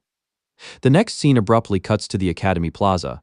Holding Sita, Ophelia expresses her surprise. She asks if the little guy is really a dream bird. She also finds the concept of an egg being born by absorbing the surrounding mana fascinating. Ronan admits that he finds her interesting as well because he heard that all of them had left the Empire. Before long, he reveals Ophelia's identity as a vampire. Ophelia tells Ronan that not all of them left the Empire. She explains that vampires are somewhat lazy by nature, which is why many of them remain hidden. This leads Ronan to ask why she came to join his club if that is the case. When he asks if it is related to Sita's mana, Ophelia does not deny it. She explains that the moment she first saw them at the plaza, she sensed the energy of blood magic, which is a vampire's innate ability. Our protagonist believes this makes sense, considering that Sita previously absorbed the blood of fantastical creatures in the forest before hatching. Ophelia, on the other hand, is stunned after hearing this. In addition, she learns that as soon as Sita was born, it absorbed blood from his future friend. Because of this, Ophelia wants to know how old Sita currently is. She estimates that he should be around 3 to 5 years old. However, she is stunned when Ronan reveals that the little guy is only 2 months old. Yet Sita is already exuding an incredibly high density of blood mana. It seems that this is something Ophelia has been searching for. Ronan is confused when she expresses that she needs Sita for something. Earlier, she had no interest in joining the group, but now she promises that if Ronan accepts her request, she will work extremely hard. Ronan suggests that she wait a moment as she suddenly begins talking about research. The next scene takes us to the Academy Clubhouse area, also known as the Nest. This is where Ronan's very own adventure club headquarters is located. Ronan thinks the headmaster is really something for dedicating such an excellent building to a student club. Aside from that, he also notices that Asel and Maria have changed. Both of them are carrying items crafted at Grand Carpadoki and gifted to them by the Grancia family. Maria's weapon is a great sword that can automatically switch into dual swords, a style that suits her very well. Meanwhile, Asel explains that he received a magical bracelet. It was created using techniques from the magical city of Delpium. As a mage, mana control is extremely important, so he explains that the bracelet will increase both his speed and magical power. Ronan thinks they both received excellent weapons. As Ronan turns to enter the building, Maria suddenly asks why he told them to come armed. Ronan insists that they head inside first because they have something serious to discuss. Once inside, Ronan believes everyone must be curious about why he decided to form a club. He explains that he has only one goal, to ensure that they improve their individual latent abilities through real-life experience. What he doesn't tell them is that he is also doing this to prepare them for the future battle against the giants. With that, he emphasizes how they are going to achieve this goal. Their first club activity will be an expedition to Vidian Mountain, one of the mountain ranges that has never been fully explored by the Empire.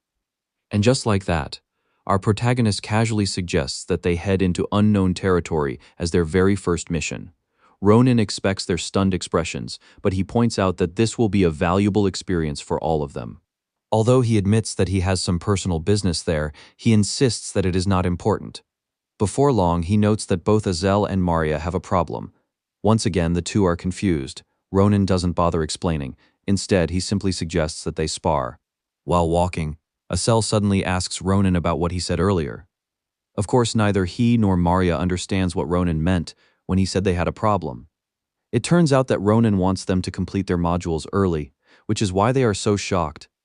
Ronan thinks it will take at least a week for them to finish their classes. After all, Brahm has already completed his. The reason for finishing their classes ahead of time is that it will be difficult for them to balance club activities and their studies. This is why Ronan comes up with what he believes is the perfect solution. And by solution, he means having them complete their classes early so they can be free like him. Just like that, we are taken to the second floor of the clubhouse, which turns out to be a training hall. There, Ronan tells them that before proceeding with their individual training, he wants to see their current abilities.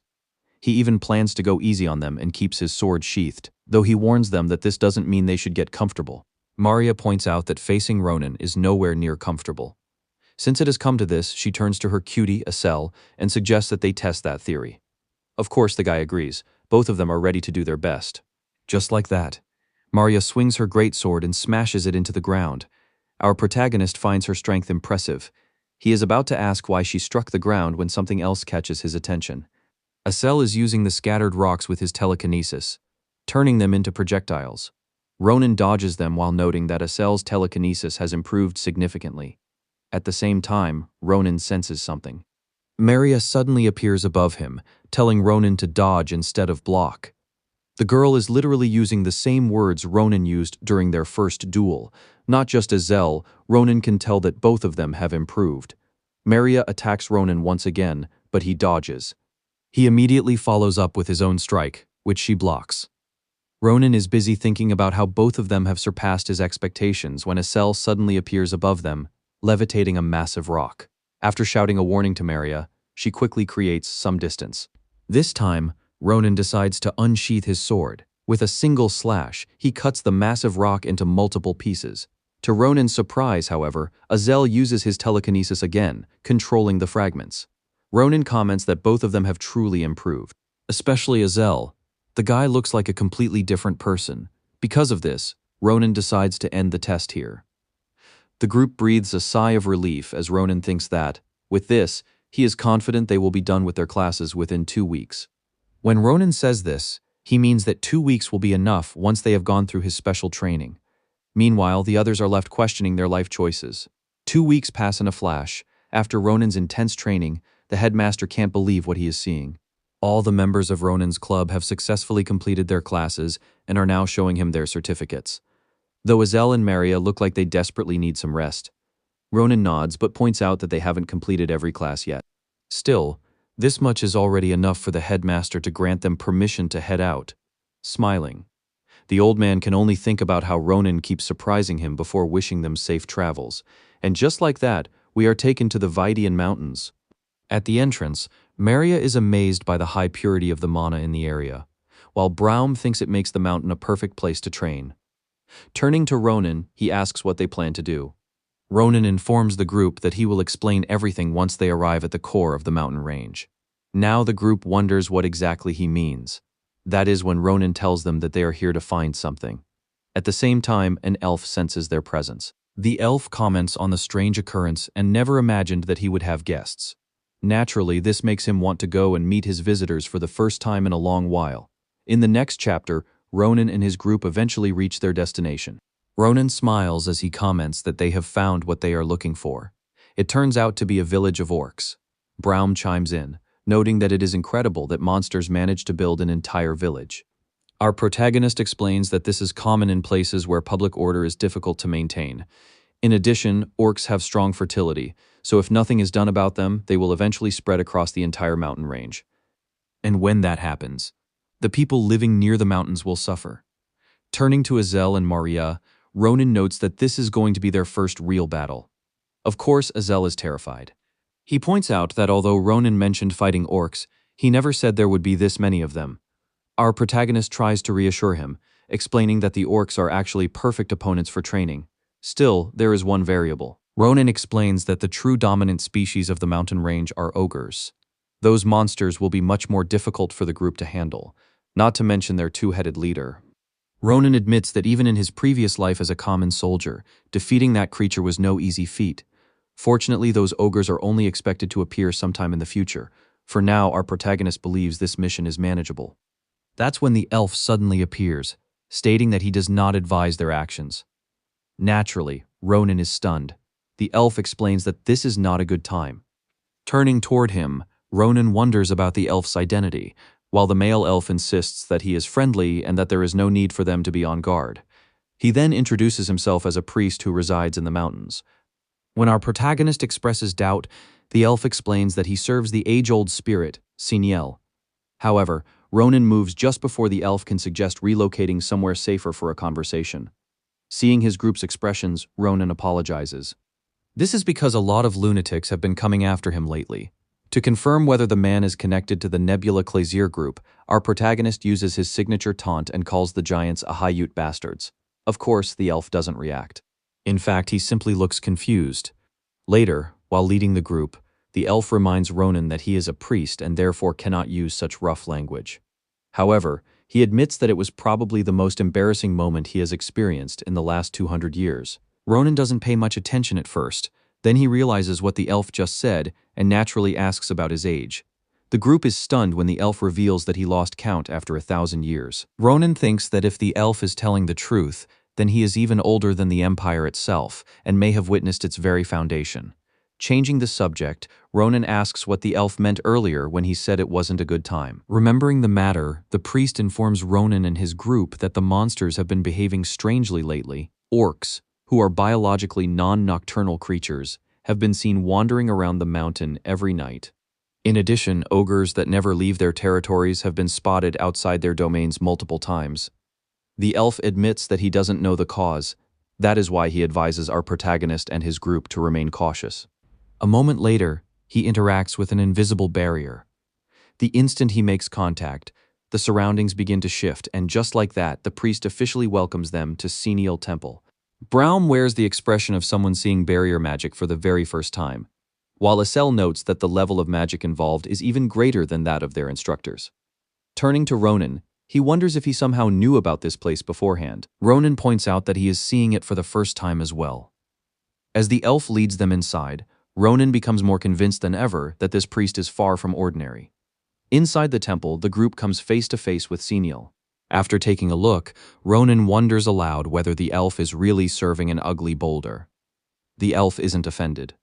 Instead, he explains that the supposed boulder holds great significance. Unfortunately, the story behind it is extremely long and would probably bore them. For now, he suggests that they unpack and rest since the temple has plenty of rooms available. The moment he tells them to let him know if they need anything, Maria suddenly remembers something. She insists that Ronan ask the elf about what he came looking for. Upon hearing our protagonist mention the habitat of the curse eyes, the priest appears somewhat surprised. He wonders why Ronan would be searching for such monstrous creatures. Shockingly enough, the elf is able to tell that our protagonist is cursed. Naturally, Ronan demands to know how he figured it out. The elf calmly explains that he can sense a strange and dangerous reverberation coming from Ronan. Looking serious, he insists that the two of them talk somewhere private. The scene shifts. Once they are alone, the elf admits that he sensed Ronan's curse from the very beginning. Well, it makes sense considering the elf is ancient beyond measure. Anyways, he notes that our protagonist is not a normal academy student. On the surface, Ronan agrees. Within his thoughts, however, he wonders if he is simply being overly cautious because he doesn't sense any connection between the elf and the Nebula Clasier group. After all, the elf didn't react when he insulted the giants, nor does he emit any strange aura like Dolan. After pouring a cup of tea for Ronan, the elf can tell that the young man has a lot on his mind. Ronan accepts the tea while secretly hoping the priest hasn't tampered with it. However, the scent of the tea immediately catches him off guard. In Ronan's mind, he has never smelled anything quite like it. Not only that, but the aroma itself seems to carry a flow of mana within it. Seeing his reaction, the priest leans closer and asks whether he likes the scent of the tea.